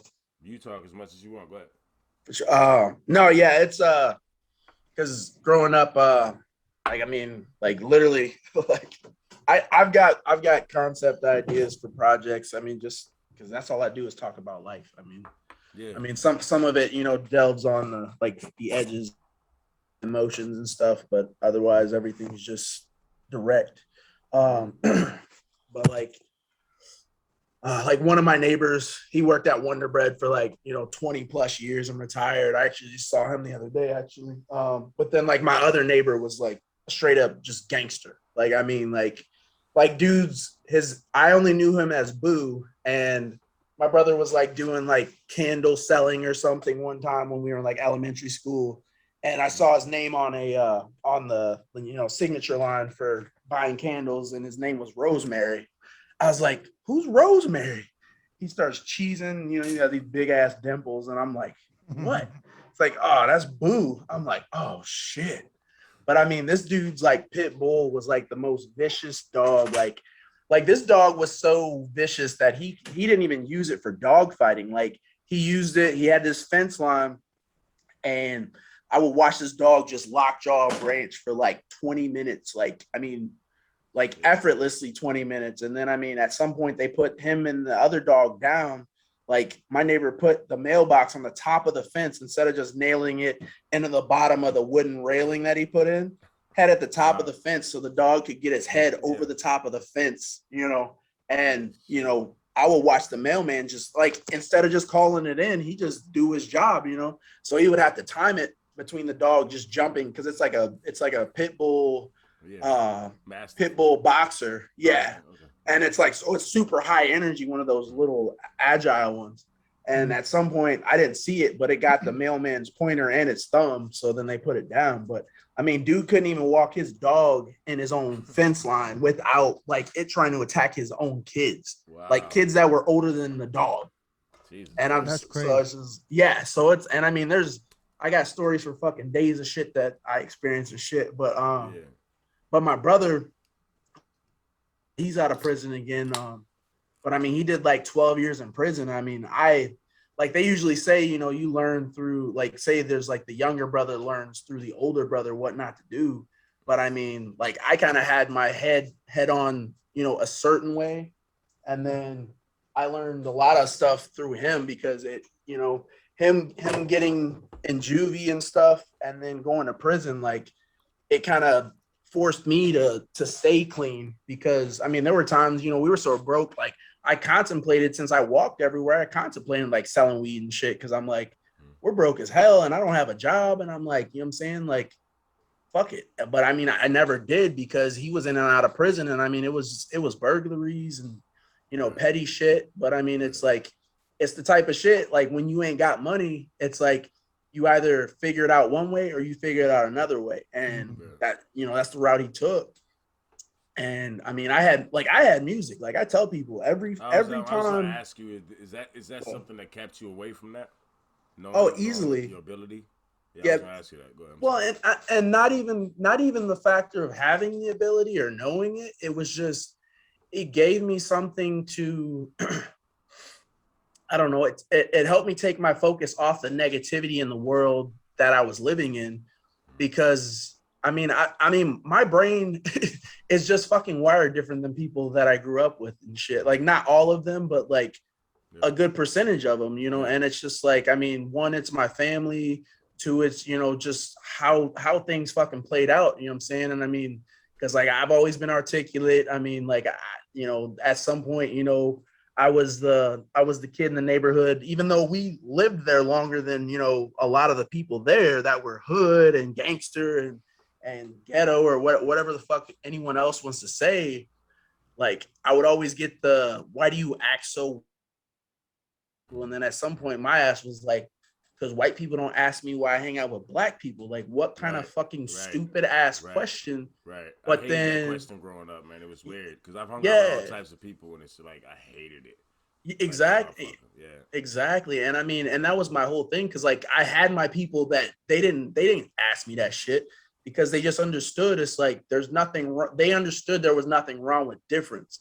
And I mean, at the same time, you know, I wasn't friends with those people in the beginning, but then after a while we became friends because we got to know each other. And, you know, we sat down and they understood me as a person, and we connected. And some of those other people I didn't connect with and shit. But I mean, as I got older, I understood, because I'm like, you know what, like sometimes it wasn't, you know, I didn't need to be defensive about it, because even though, yes, there were jokes and shit, and sometimes they were just honest, blatant questions. And it's like, it's the simplest form of educating yourself, because it's just like, why is he different than me? Like, I'm confused right now. And I mean, and that's something like, it took me a long time, because I seriously just always thought it was just this negative thing. And it was just there. And I mean, even like, I remember even like earlier in my, like after high school and in my 20s and shit, like I was always attracted to black women, and I was attracted to, you know, blackness. But I mean, at the same time, I was turned off by a lot of that shit, because of like, it was almost like I had self-hate for a little bit, just because of the negative shit that happened with my neighborhood. But then as I grew older, like I was really like soul searching, because I was like, damn, man, like I can't let you know, the shit that happened to me cripple myself and see like this, I don't know, like be against my own fucking people and the people I grew up with and shit. And because it's like, now for me, it's just like, it's so crazy, because it's like when topics for like privilege and shit come up, like my ass still thinks about myself in a different light too, because I'm like, there's shit that I've done and gotten through because of me being articulate and me being able to sound a certain way or talk to certain people that if I was my brother, they wouldn't fucking give me the time of day. It's like go ahead. And that's super fucked up.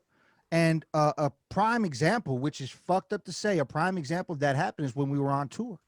Mm-hmm. You know what I'm saying? When we got pulled over by the oh my God, I forgot about that. When we got pulled over by the cops in Missouri, right? In Missouri, yep. I'm not surprised at that at all. Yeah, we got pulled over by them, and I mean, like when we got pulled over, me and Soultru looked at each other like, man, I don't know what's gonna happen. Yeah. Mm-hmm. Because there were shootings that happened around that time frame.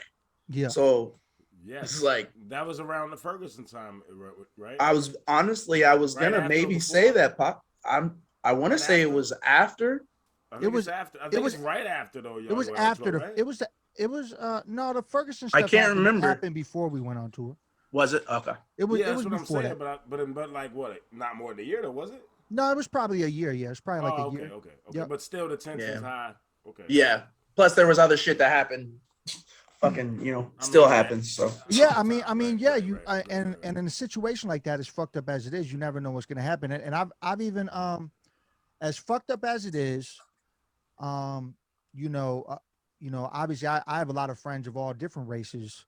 right. But the thing is like there might have been some times where me being with my friends of color might have changed the situation. You know what I'm saying? Yeah. Maybe Oh, for the better. oh, You're saying for the better. Yeah, yeah. like I have had example. that happen plenty of times where like if Whitney wasn't sitting shotgun or if another homie I mean it's just I've had that happen plenty of times. Yeah. A dude rode up on me in Lodi, Wisconsin. I was going with the pack, but I was going 70 and the rest of the pack was going like 65 behind me, 75 ahead of me. They pulled me over. And the dude, my daughter was about 9, so she didn't come over the seat. Maybe, yeah, about 9 or 10. So she didn't come over the seat, so we never saw her, right? And I'm looking in my mirror. I said, "Baby, put your seatbelt on." She already had it on, but I was nervous. I look in Yeah. the mirror. This motherfucker walks up, pulling his gun out, and then looks through my back window as he comes up, sees my daughter, and puts it back in. And I see this shit, and I'm like, "Oh my god, yo!" Yeah, I'm not laughing at discomfort. Yeah, it's fucked That's up. but it's Yeah. I mean, we could get into No. a lot of that, but No, I yeah, feel man, you. to just talk about who you with, right? Like, Yeah. I could have been with Yeah. Danko and he would have just shot us, right? Both. Yeah. I mean, right? I'm serious. But No, I was with I my feel daughter. yeah. He didn't see my daughter. Like, Yeah. Oh, there's a kid in the No. car. Let me not kill a I'm child. I'm on a country road in Wisconsin. That shit fucking. That was one of the main times I've ever dealt with a cop where it shook my mind up because I was like, "Holy shit!" Like, You know what what would I'm have saying? happened if she wasn't in this fucking car? And it's a little girl. Right. If it's not a little girl, if it's anybody else, what the fuck, right? Like that's Right. it. Anyway. Nope. Yeah. But So and it's fucked up because we got pulled over some dumb shit. Like I was that's traveling. wild. I was Yeah. I was We were in the left lane too We were in long. the left- That was what it was. the left lane too long because you can't be in the fast lane for too long there or something. What? Yeah. Well, it's like I saw the Literally signs. why we Like, got pulled over, dog. like That's they had signs up, but it was just I like don't it even was one of them understand that. I've things. never heard of that in my life. Yeah. Sorry, Well, sorry. it was crazy because we didn't even like I saw the signs, but we didn't see the cop. Like, and I think we had passed them. I think that's what it was. And then like they were just because they were actually super chill, but like they were like, "Oh, you guys like how do y'all know each other?" Because since he's from where he's from and I'm from where I'm from, they were like, "How do y'all know each other?" So they separated us. Like I think I don't know if they put you in the car or just took you in the back. I can't remember. I was in the car with the dude, and Soultru was outside on the side of the highway with the other dude. You know what I'm saying? Like it was. So they questioned us separately. It was weird. Like I'm like, thank God we ain't lying. Like, yeah, and it's crazy. It's crazy because you know what? What's crazy about this story is that right before we left, I had to get my emissions test, right? And I'm thinking like, man, I don't have time to do this shit, man. Like I'm not gonna have time to do this because I need to do it before I did my registration. So like it was around the same time they wanted me to do this shit. And I'm thinking like, I'll just do it when I get back from tour. Like if I wouldn't have did that shit, we've been fucked. Fuck. We've been fucked. Would have been over, you know? Yeah. Like that would have been it. And that was towards the start of the tour, right? Because that was like, I can't remember. Yeah, that was heading down. I feel like we were It does seem y'all had to do a long drive before you actually started the tour. Yeah, because we started in Arkansas, right? Oh, or Omaha to Arkansas, right? Yeah. Omaha, Yeah. right. And then to Arkansas straight through, I think. Yeah, and I feel like That's when we went from Nebraska to down to Arkansas, that seems about right. It does seem about right. That's when that shit happened. So it was like almost a third show in. I mean, and if I wouldn't have, like we would have been fucked right there. That because they wouldn't have. Yeah. I mean, I don't know what they would have did. I don't know if they would have. You know what I'm saying? Speaking of driving, getting pulled over by cops, let's shift gears. Okay. Hey, that was a hell of a segue, people, wasn't it? Let's shift gears. Come on, son. Give me that one. We up in here reminiscing and shit. I'm just Ain't saying. even mad. I was actually. I want to play more music. Is all. Well, yeah, I wanted to say, yeah. I mean, do you have time for another joint or? Yeah. She's just up here playing. I just had to grab her because she was gonna cry. Well, because cool. we had two other joints picked out, but I think we play one and then we let Soultru pick one of his favorite joints. Boom! I like that shit. Yeah. I like that. Or you could pick it now, brother. You could pick it now, man. I mean, of my songs. Yeah, what's No, pick one of mine, nigga. Fuck it. He's like, yeah. This is about you. You gonna be in the title. Yes, pick one of your songs. So what's one of your favorite joints you ever made? I'm just giving you shit, dog. No, you good. I ain't even mad at you. I mean, you did say Weather was on that list, and I do love that fucking song. Like, yeah, I love that one.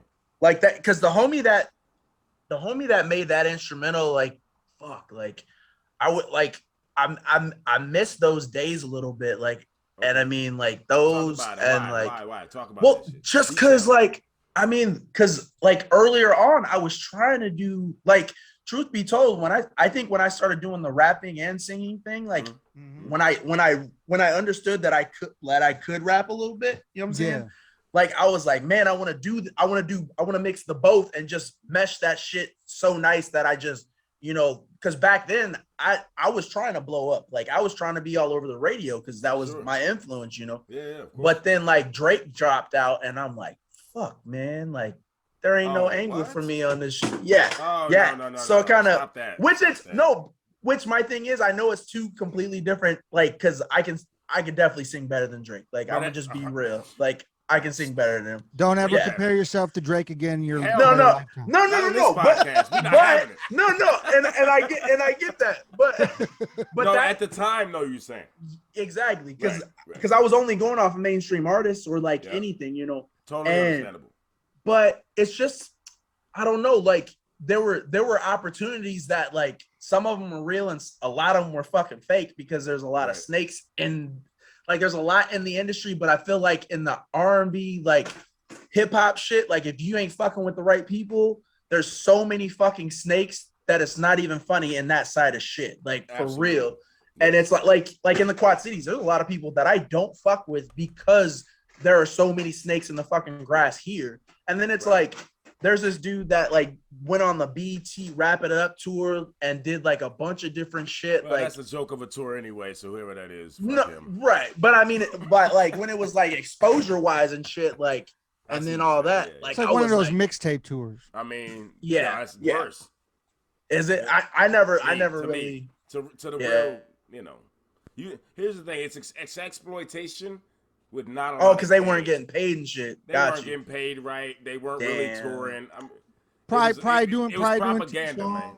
You know what I'm saying? Got you. Okay. Total bullshit. It was the channel making some money off of fucking poor people, basically. Oh, okay. Yeah, because I never really looked into it. But anyway, the dude from here, like, he actually, like, I guess Soultru Boy and a bunch of people were actually gonna try and sign him or whatever. Well, he ended up killing some girl like 2 months ago. But like, he literally. Oh, slow up. You can't just skip over the CSI Law and Order type crime. Yeah. So so the dude from here, like, just like 2 months ago now. Yeah, like, honestly, it might not even be 2 months ago, like a month ago. Okay, bro. maybe we don't want to speak on this. Actually, hold on. He's locked. I mean, he locked up. He's locked. Right, that's not funny. What the fuck? No, it's life. No, that's life right there. That's life. Yeah. Fuck. And it's but I say that because back when I was doing, like, when I was getting into like R&B and like hip hop and shit, like right around when the Drake shit, you know, when he dropped and everything, like, this dude was like looking for singers and shit because he came into some money because of like a distribution deal or whatever. So he started his label and shit. So I send him some shit, and I know it's not par for the course of anything, but you could hear my voice, you could hear my talent and all that shit. And he's just like, yo, bro, you fucking suck. Like, you're trash. Like, I mean, literally, like Simon Cowell type disrespect in Facebook Messenger. And I'm just like, at some point I was trying to fight this nigga because I'm like, don't get me wrong, like, I wasn't like, oh, I'm God's greatest gift to fucking earth, but I'm like, bro, like, hold up. Different, right? Oh, for sure. So then it was just like that, and I'm like, Like, Don't you hate when people do that shit that can't do shit?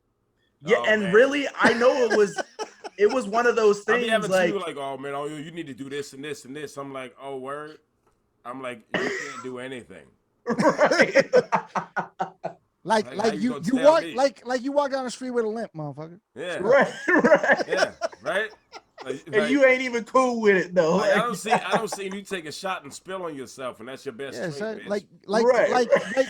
Like your limp is off beat, son. Your limp is off beat. Right. Anyway, you go ahead and finish your shit. But That's some wild shit. yeah, and but it was just like I hated that motherfucker for so long, and then but it was so funny because it was like he was like an A&R and shit for like I think he was like in with like L.A. Reid's son or something or whoever the company he was working for. So I'm just like, but it's just like people still are just jocking, and I'm just like, Well, here's the funny thing I think about that's part of the reason why I left it I'm a little sorry. bit too. I'm sorry. Go ahead. No, Go you ahead. good. I was just saying the funny thing yeah. about that is the fact that dude is an A&R and he feels the need to be that much of a fucking asshole. Well, it's like he got that gig. Like this was like literally like 15 years ago when he did that, but then like recently, Oh, I see. yeah. So it's like a huge gap in between. I but would then, definitely fuck him.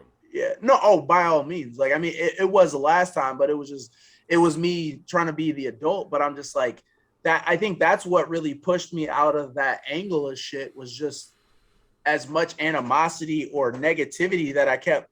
Because when I did shows at Roz Talks or when I do shows and it's not ran by like a hip hop person, yeah, but I will not even say hip hop, but like what's someone that's what do you mean? You're saying like, do you do shows that are not? There's no hip hop artists on it. No, not that. Or, I'm trying to find. I'm sorry. No, you're good. I'm trying to find the right level of because I mean, like when Dinku talks about like Milwaukee and how like people don't they don't put you in that category of being one of the best artists in your city. No. Like my support. First of all, if you're not one of the best artists in your city, then I need to come to your city and a lot of people. well, because I'm like, what? I'll give you this. I'll give you this exact scenario, bro. Okay, so like my biggest supporters aren't black people. Like, I mean, people that I know, and like, and it kills me sometimes because I'm like, because I want to give back to my community more and shit, but I'm just like, damn, like, and it was like, there were people here, like, they were doing like black oriented meetings and like, stuff helping the community, which I'm not against any of that. But then it was like one of the people, she would hit me up and she's like, hey, will you come help mentor? And like, some of the times I was available, other times I wasn't. And then like there was like maybe a month that I couldn't do shit because I had music stuff, I had life and everything else going on. Well, she stops hitting me up and shit, and then just acts like it was almost like she just wanted me to be black and only black and just give my all to them. And I'm just like, perspective on that. Go ahead. So I've been in this city 17 years, and I don't care. People can hate me or whatever. I don't care. I'm gonna say the truth. Yeah. People get me on shows. I've done a lot for this community in terms of shows and performances and stuff, right? And I've showed up. But as soon as I don't, people have a problem. I'm not mentioning names. I'm not saying shit. No, I feel you. That's why I didn't say one name. No, but here's the thing. I don't give a fuck. You know why? Because I know what I do on a daily basis. I know what I have done. I know the shows I have done. I know the songs I have made that have affected people in a positive way in that way, right. Whether it's black community, whether just community. I'm taking all that race shit out of it, and this is where I have a problem. I'm tired of it. I'm tired of like that. If you don't do enough for your supposed culture, your supposed race that they handed to us, none of us are no fucking racist. Let's just say that. Right. But I hate the shit because I feel like, yo, I'm a fucking artist. Exactly. Let me just do my art. And if I do the other shit, cool. But don't fucking try to condemn me because I didn't do enough for fucking you. Right. You know what I'm saying? Mm-hmm. Like that, I'm so fucking tired of it. Yeah, and I'm gonna let it be that because I'm gonna say too much. But I'm just saying, I'm tired of myself in my own city, and I'm in Madison, Wisconsin. So if you see this and you're mad at me, it's the truth. Anyway, right. Yeah, and I still got community shows coming up, by the way. So anyway, I wanted to say that because I feel you. It's bullshit. Yeah. And I'm tired of it. People want to do it. People live their life how they want to live it. You can't tell somebody to do a charity show and expect them to do it. You know what I'm saying? I mean, I'm just saying. Anyway, maybe it's just a nerve for me. No, you good. go ahead, Dinku. What were you gonna say, bro? Oh no, I was just saying I see that shit all the time, and I never really understood it. Being on the outside of this, but I feel like there's a lot of articulate, intellectual, black artists that I know personally, and their fan base is not a black fan base. And I don't get it. I don't personally understand why that happens. Yeah. I don't either. I mean, there's elements of it I understand, but there's elements of it I don't. Yeah. Because you would think just like somebody that's articulate, intellectual, person that's standing. I mean, because obviously, y'all are definitely, about pushing your race and about Both being of us behind. Are what you just said. That. So I don't understand. I just don't understand why the race as a whole wouldn't be behind somebody that does something like that. Doesn't make any sense. And then here's what I don't like either. First of all, anybody gets mad at you for doing you, and that's the fucking general thing, right? Oh, most definitely. People in general get mad at you for doing you. This is what I was trying to say the point of, not black, white, anything. Right. It's bullshit to get mad at somebody for doing them. Mm-hmm. You know what I mean? Some people don't want to do charity shit because who knows where that charity money goes. Exactly. Yeah. I grew up in church. I grew up, United Neighbors. They were stealing money and they closed down. And it was like the most positive thing we had in our city. And once that went, like one of the girls I grew up with, her son got killed probably 3 months ago. Kid was fucking 10. Like, never got a chance to meet this kid, bro. And I'm like, and literally had United Neighbors still been like, we don't have park programs. We don't there's plenty of shit that we do have, but it's not enough.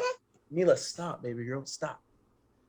But it's it's one of those things. And it's just like, you see, and I mean, like, they were embezzling money. They were stealing from like the food pantry shit they had.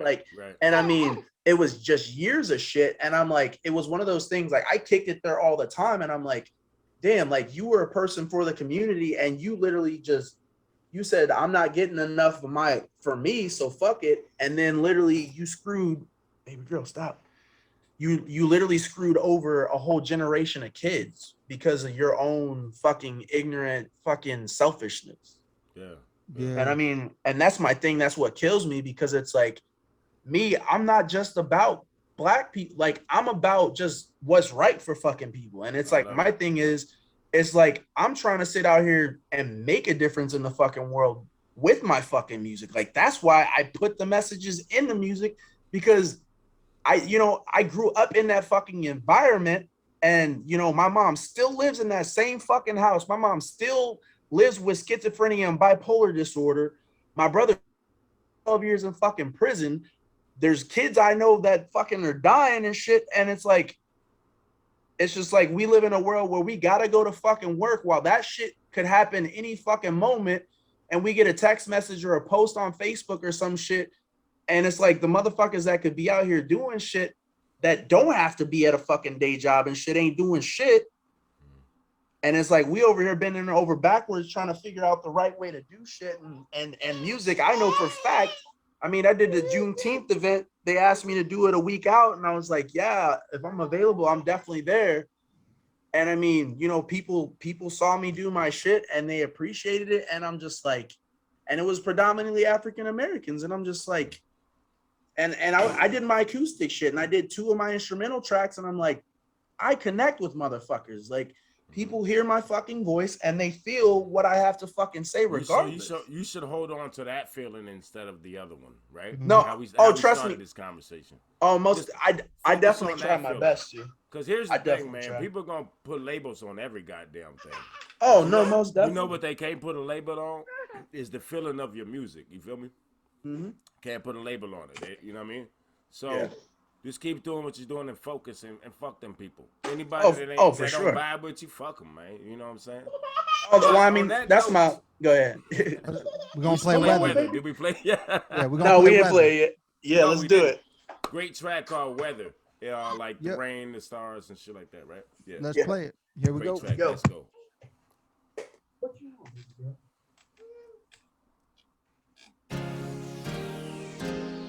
Oh, yeah. D-Rouse, 20B. Call me, tell me what's on your mind. I'm yours and you're mine. I wish I could, but can't read your mind. Just a few words out to ease mine. But in person I can hold your head, make you feel better, make it all better. Calm in the stormy weather, calm in the stormy weather. The rain's coming, I can't stop it. The tears fall, they come running to see it, but can't cup it. Overflows like a stream, flooding my eyes. Do the same, and I ain't ashamed, cause I know there's pain, and I feel like I've done it again. Is it all my fault that I slip and fall into a puddle left over from a previous storm? I know it ain't yours, strong closed doors. At least once you try your best to forget. For you I swim through it, cause it's grown and gained a deep end. You can lean on me to do everything. I can float on Titanic. I'll hold you up like we're slung in my hand. Think I'm single-handed. Both hands with adrenaline. You can double the strength like Heracles and Conan. Like you and me, I'm your man. You and me, I'm your man. You and I, I'm always yours. Hey, you and I, that's all there is. That's all there is. Call me, tell me what's on your mind. I'm yours and you're mine. I wish I could, but can't read your mind. Just a few words out to ease mine. But in person I can hold your head, make you feel better, make it all better. Calm in the stormy weather, calm in the stormy weather. Listen, whether this is forever, praying that this is. I never wanna sever the ties we made together. Want that for us a better. Martin King Coretta, that one thing that no thing can break for whatever reason. We're stronger than it all. No mountain wall too tall, no journey ever goes as planned. That's okay. I got your hand and we will try the best we can to make this life. Do it right. There's really no wrong way. Our house is played. Every home is different. You just find the best way that works and give it all that you're able to. All that you're able to send your television show. Do this all out of and God, I'm but this is all for a reason. I don't think I believe this. I breathe, but it's never for heartbreak. Views aren't the only thing that can take your breath away. I'm not thinking about the future now. It's all about today. Please pick up and just call me. Tell me what's on your mind. I'm yours and you're mine. I wish I can't read your mind. Just a few words out to ease mine. But in person I can hold your head, make it better, make it all better. Calm in the stormy weather, calm in the stormy weather,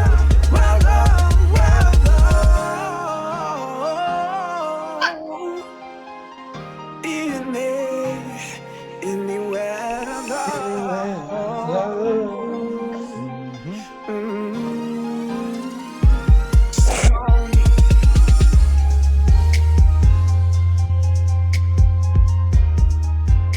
Yeah. Man, Yeah. that shit is hard. Thank you. So you were talking earlier about how you really have no preference between a track. I think Dank would ask the question, and acoustic, right? But like a song like that and a song like Me and Mine is a totally different writing. No, for sure, for It's a sure. totally different writing style and a totally different cadence, Mm-hmm. and totally different creativity. Yeah. So, like, can you talk about the difference in how you approach those? I really don't. I mean, what with the instrumental track, I just had the instrumental, so it was like I heard that, like, literally, I think that song, like, me and my lady we were going through something, and I literally sat down with the instrumental and I just fucking wrote it out. Like, it just came to me. Like, I mean, like when I write a song, I just go into this portion of my brain and I just sit there and I'm just there. Anything, like you just I used to smoke, but yeah, like now it's just all of you just natural emotion. Yeah.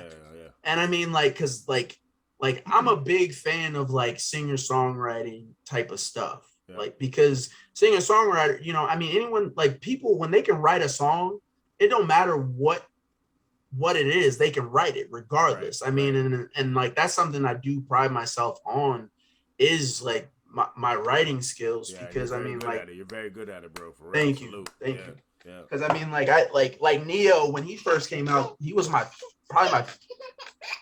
You getting tired? You good though? We'll let you go soon, man. No, we're good. She's just at a point she don't want me to put her down.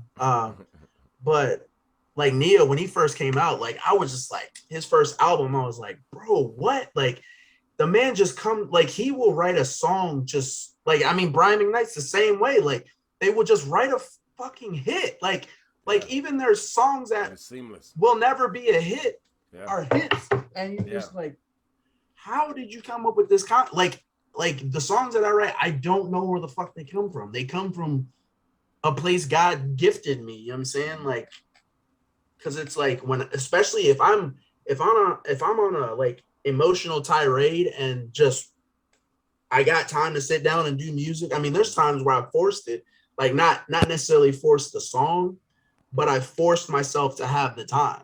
Like, I just made time. I just like, there's nothing like, and I mean, in those moments, there's probably, and it's like, there's probably times where we can hear you over her mostly. Yeah. Oh, okay. I was just trying to make sure.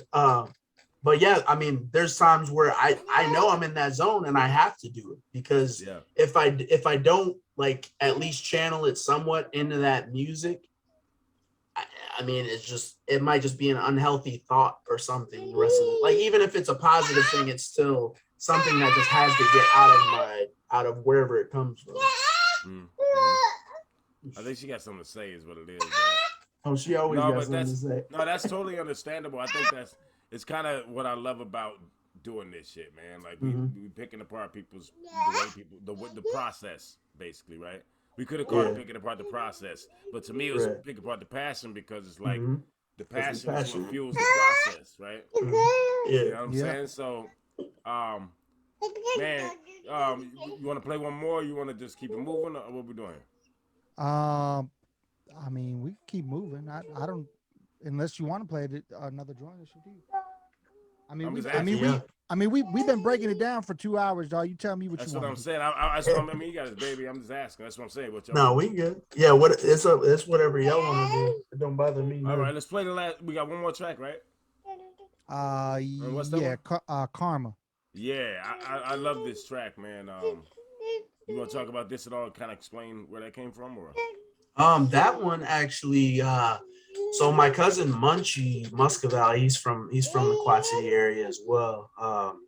He actually did some really cool stuff. I think like him and a friend. I think the guitar.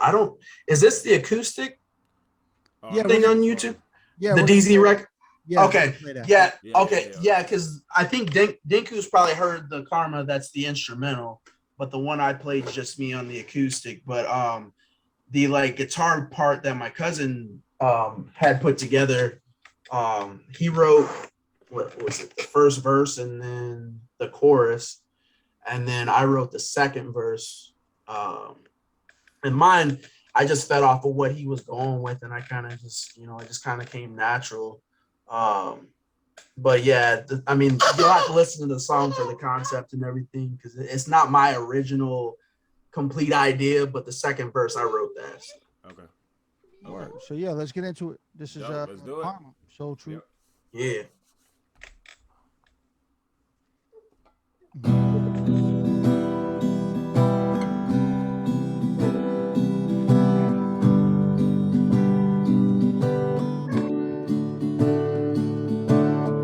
Hey.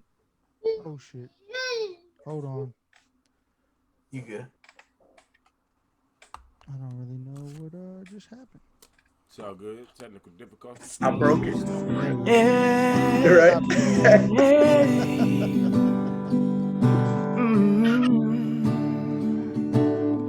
When we were young, we would do things. Times we would say things people in love shouldn't say or do. But we were young, so we break up, find ways to make up. Times it'd be me, and sometimes you. We had to learn not to say things, learn not to do things you didn't want to be done to you. And after all that we've been through, places we've been to, still standing here right next to you. Tell me everything you wouldn't say, show me everything you wouldn't do. Yeah, but you, but I will come back to you. Do the things that we never tried, all the things that we tried to hide. Yeah, but you, but I will come back to you. Tell me everything you wouldn't say, show me everything you wouldn't do. Yeah, but you, but I will come back to you. Do the things that we never tried, all the things that we tried to hide. Yeah, but you, but I will come back. Now I ain't sure about much, but I know how to play nice and I know how to play fair, how to see the good in you. Yes, I still have my moments, but the face in me knowing that everyone has been better in their life. And even though we both lost our innocence a while ago, can't wait till our deathbed to let what has been said. Now, go, I wonder if I just apologize. Maybe I can change the outcome and avoid an unexpected surprise. But then again, I brace myself, because if we can do anything to help us, at least we know we tried. At least we know we tried.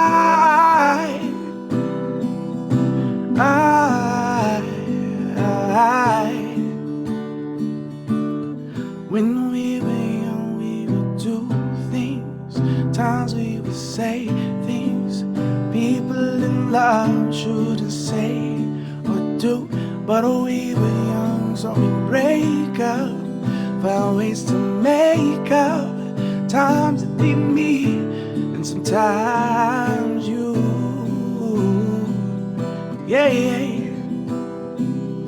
Sometimes it be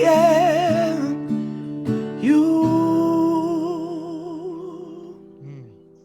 That's that. Yeah.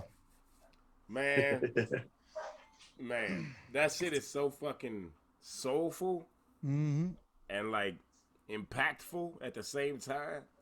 Like it's like I don't know what we're doing with the rest of this podcast, but I'm just saying, look, I'm gonna say this right here, right? Mm-hmm. When I play your music for people and I'm listening to it, it's like, and I'm not saying this lightly, it's like listening to the greats, man. It's like the shit that you just sit back, like, I don't know if y'all saw me, I'm literally just sitting there like, God damn, like, you get in this pocket sometime where it's like, it's just like, you just feel that, and you just move with it, and you just listen to the emotion in your voice. Like the first time I listened to Me and Mine, I didn't even hear the words. Right? I played it so many times because I'm like trying to figure out the words because I'm like, oh yeah, I haven't been listening to the fucking words.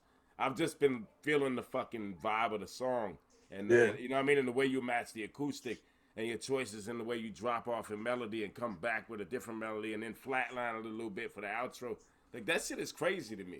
Like that's the kind of shit I like picking apart. You know what I'm saying? And I'm being very honest. I'm noticing all this shit.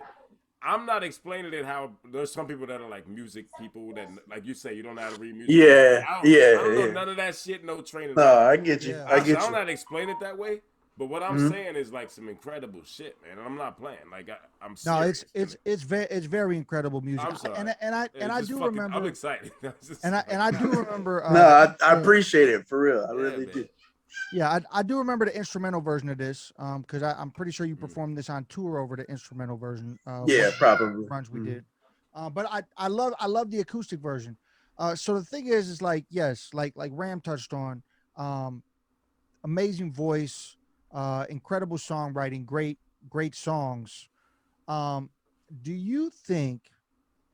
Because I mean, I've always, I mean, do you think that being where you're at, like being in Iowa, has something to do with you not being great? Partially, I do think Not that you're not great. I'm saying being recognized to a broader range of. Yeah, like if I lived in like Chicago or like a bigger market, like I probably Austin, Texas. Yeah, I do think that. I definitely do think that, because I mean it's like it's kind of crazy because like there's like, I mean it's weird sometimes because I mean it's like I know that I'm talented and everything and stuff like that, and I mean one day I do want to probably move to a bigger city. It's just, you know, it's luckily we have the time and age of where we can, you know, do stuff where we don't have to travel. Right. But I mean, but I mean, especially going on tour with Dinku, like that really showed me, like, you know, some of the shows, yeah, there was nobody there, but then the shows that there were people, people were so receptive. And I mean, it just feeds me so much more that I know it's like, I haven't been wasting my time in the Quad Cities because it's been helping me hone my, you know, get better at what I do. But it's one of them things I've always thought, like, I remember even being 21, you know, one of my homies, like he literally, he like went back to school in Asheville, North Carolina. Like he's an older cat, like I think in his later 50s. And like he owned a business, sold it. And he's like, I just want to move around and I want to go back to school and finish out this other degree I had. But he's like, I'm going to go to Nashville for like 6 months, you know? And he's like, Terrence, get in my like he literally had like a going away bonfire. And he's like, Terrence, get the fuck in my RV. Like, just literally don't go to fucking work tomorrow. Get in my fucking RV. Do not. He's like, get in there. You will live with me until I have to leave. And if you don't find a new place by then, I have enough friends. You will just sleep at their fucking houses and shit. Because he's like, you probably blow. No, I didn't. Like, I mean, I didn't because one, my brother was in prison. Like this, I'm 33 now, so it was like 12 years ago. And my brother was in prison. My mom's schizophrenia was just so like it was one of those things. I was like I mean, I wanted to do it, but then it was like I found this band in Muscatine to where I was, because even though I wanted to like blow up at times and shit, like when I was younger, like I still wanted to do it from home. Yeah, you understood. Because I didn't want to. You understood staying connected to your roots and what was going on in your life. Plus, it was man. That's not abnormal. That's so it was like. Actually. Yeah, and it was like there was a few different things that had me crippled, like not crippled, but had me just, you know, glued here. But then I mean, there was always the temptations, but we never traveled, so it was like that was another aspect of it. Like, you know what I'm saying? Like Nashville, yeah, it's like, you know, 10 hours away or whatever from here. But I mean, at the same time, it's just like it's still 10 hours. Like that don't mean I can't get my ass back here if some shit happens. And so without us never really traveling as a family or getting outside the Midwest, I was fearful. Like, I'm like, you know, like, the judges of my friend, you know, the judgment of my friends and their belief in me is one thing, but like to uproot and go somewhere else that I've never been and try and do something that I, even though I love it that much to do it, I had enough things that like if I didn't have something holding me there, I would have went. Like I would have, but it was just there were so many reasons to stay and not go. And I mean, I think it worked. Honestly, I'm at the point I think it worked out the way it was supposed to because like That's all it can do. One, it's like, I mean, to be real, it's like I would have never met y'all. Like I would have never met all the people that I fucking met. Well, and I mean, thing. Like that's the thing, dog. Look, here's the thing, dog. Your whole life works out that way. Exactly. I literally told somebody earlier today, like when they was talking about their problems and talking about, I didn't talk much about mine because that's not how I roll. But yeah, I feel you. You know what I mean? But I listen and shit. But here's the thing I said. I said, yo, I saw somewhere that you've made it through 100% of the struggles you've ever had in your life up to this point. You've made it through them, right? Exactly. So like you Steph Curry, like you 30 for 30 on threes or some shit, right? Right. So why wouldn't you think the next struggle that you can't get through it, right? And I'm not saying that to you. I'm saying I say this to my motherfucking self all the time, right? Yeah. That's some real shit. Yeah. And being 43, I'm thinking like, damn, like I've lived barely half a life. Like some people, it's not half a life. You know what I mean? Right. But I think to myself, like, yo, if I think of all the struggles I've been through, I made them through them all. And if you think about it that way, it's like, oh shit, you know what I mean? Yeah, it's so almost like, mind blowing because you're like, shit. And here's another thing. It's all because of the choices you made that you said you wouldn't have met us. We would not be having this we would not be having this conversation. You know what I'm saying? Your daughter would not be on camera right now with you. We don't know. We might have the next future Soultru daughter singer who blows the fuck up. And we have her on. I'm just playing around there. But I mean, I'm not. No, yeah. But you know. I get you. You don't know. You got to roll. Yeah. You know what I'm saying? So, salute yourself. Say anything you want to say to the people, and we go. You know what I mean? You got like a couple minutes, whatever. Say whatever you want to say. Tell a story. Salute all your Instagrams and all that good shit. Yeah. And then we'll get out of here. Is that cool? Yeah, that's fine. All right. Yeah. This has been awesome, by the way. No, thank y'all. I was excited for this. Like it because the first round, I think, my dumb ass forgot to put it on my calendar somehow. But every week that was passing, I was like, oh yeah, I got that fucking podcast coming up. Hell yeah. Like we've had some big artists, but I've been excited for this one as much as anybody. For real. Thank you. Thank you. 100%. I appreciate that. Yeah, you're the homie, man. Yeah, man. No, for sure. For damn sure. And you cold as ice. Anyway. Thank you. So I mean, social media wise, it's just Soultru, like variations of it. There's not too many, tag, I guess, names or whatever out there, but Soultru, no E, all one word. For those that don't know, it's the S is the only one capitalized, everything else is lowercase, and it's all one word because like there's variations of what people do. I don't get mad at it because I don't really give a shit. Like I ain't never gonna do like an Anderson Paak or I don't even know if is it Paak or Pac. Like I love his music, but it's Anderson I've never Paak. I think. Pac. Okay. No, is it Paak? I don't know. Either. I'm not sure. That's why I'm trying to make sure. Like He's I've cold, never paid attention. Yeah, but like they said, the period in his name, he put it there to see if like booking and everything would put that in there, paying attention to the detail. But yeah, I'm like I don't correct people. I'm just like they just don't know because it's like I know they've seen it somewhere where it was that way. So it's like I don't get mad, but I just our friend John Doe hates when you fuck his shit up. If you don't put it, if you don't put it all lowercase, he will hunt you down, son. He will hunt you down and let you know that it's lowercase. It's lowercase. I will fuck you up. It's my shit is it's capital RAM, capital BUNXIOUS. Rambunctious, right? But plenty of people make the B lowercase. I don't give a fuck. people would spell it wrong. Yeah. I'm like, I don't give a fuck that much. I've probably done that. Oh, everybody has. I don't. That's what I'm Yeah, saying. I just Everybody laugh has. at it. And I'm I like, see I it don't and I give a laugh. shit. I'm like, damn. If you say Ram and people remember that, cool. Yeah. That's the most part of my name, actually. You know what I'm saying? Right. I don't give a shit. I just want you to like the music, goddammit. Anyway, Exactly. I don't give a shit. No. all right. So I'm gonna rephrase this outro. You hit your social medias. I'm gonna rephrase this outro. Last question, and then we're gonna get out of here, y'all. I'm gonna do the outro. What would you tell the next Soultru, like a little kid, right? Like a 10-year-old, 11-year-old that would see this? What would you say? Only from an artistry standpoint, right? What would you say to someone? What should they do? You were saying you learned by imitation without learning actual, and I'm exactly the same way. I've never done a class in anything, right? Yeah. And I'm like I said, I'm not as good as you, so I don't know why I'm saying it. I'm just saying it generally, right? Here's the thing, though. What would you tell them? Who should they listen to or something? You know, if you want to tell them to eat their ham sandwich at lunch, whatever, man. You know what I mean?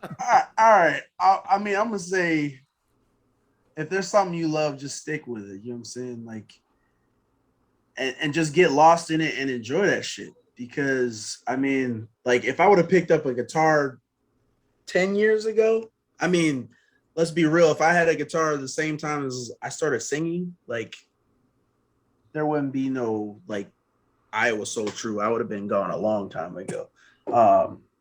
But I mean, I had other passions too. So I mean, even outside of that, if you love something and it's not bad for your health or anyone else's detriment, go for it and strive and don't give up on that shit. Because I have plenty of friends that, oh, I played Division I basketball and now look at me, I'm touring the world as an artist. And how did you fucking have time for that?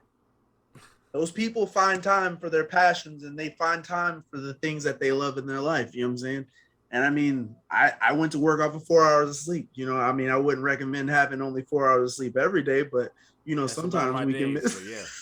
Yeah. I'm not playing. That's about my sleep pattern. Yeah. No, I feel you. I'm like 6. If I get 6, I'm great. 6 is long for me. Yeah, damn. I'm sorry. Yeah. And none of them are straight at 3 hours. Anyway, we have the time. No. Inspires some people again. But yeah, just for real, like whatever y'all love in life, you know what I'm saying? Just do that shit 100%. Like for real. Like own it like it's yours, and the rest will take care of its fucking self. You know what I'm saying? Don't worry about what anybody else says. Yeah. Get out there and do that shit. Just what it is. Man, it's been a fantastic episode. I can't wait for people to see this interview because I think you're going to hit people in a lot of different ways. A lot of the things you admitted about your life is super fucking brave. I'm sitting there listening to it like, wow. And the perspective you have about these things in your life and like whether dealing with anxiety, whether dealing with trauma, whether, and I appreciate you being open on this shit. Like I've been no listening, problem. And I'm thinking to myself like, yeah, we need more of this. We need more openness, you know what I'm saying? Yeah, because I mean, people got to be true. Like, I mean, if you dealing with some shit, like I brought it up at Juneteenth that I'm on meds because I'm like, this is a platform to fucking, you know what I'm saying, talk about shit. Like, I mean, if you ain't experiencing it, I understand why you wouldn't bring it up. But if you are, put that shit out there so someone that might have that little bit of issue right now, they understand that they ain't alone in that shit. Absolutely. Absolutely. So, we're gonna get out of there, man. I mean, that's just that. I mean, we can wrap it up right there. I'm For sure. I'm sorry. I'm really hyped. No, you good. This you is good. a fucking great episode. I can't wait to kick it with y'all. I ain't even gonna lie, because like, yeah, man. That's what we just did. That's it. Well, for sure, for damn sure. Well, thank you, Soultru, man. Thank y'all. I appreciate both of y'all. This has been Pick Apart the Passion podcast. Another great episode. What was this? 39? Is this 39? 39. Yep. We close to 40, and 40 is gonna be a good one, y'all. Woo-wee. All right, check it. Pick Apart the Passion podcast. Sometimes you got to pick apart yourself to get to your passion, and it is better to be right or kind. We out. Peace.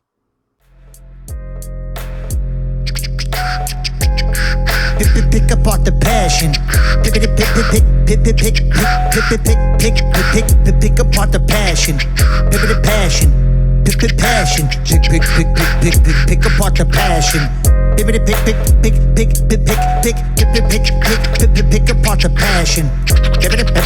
passion. Pick apart the passion. Pick apart the passion. Passion.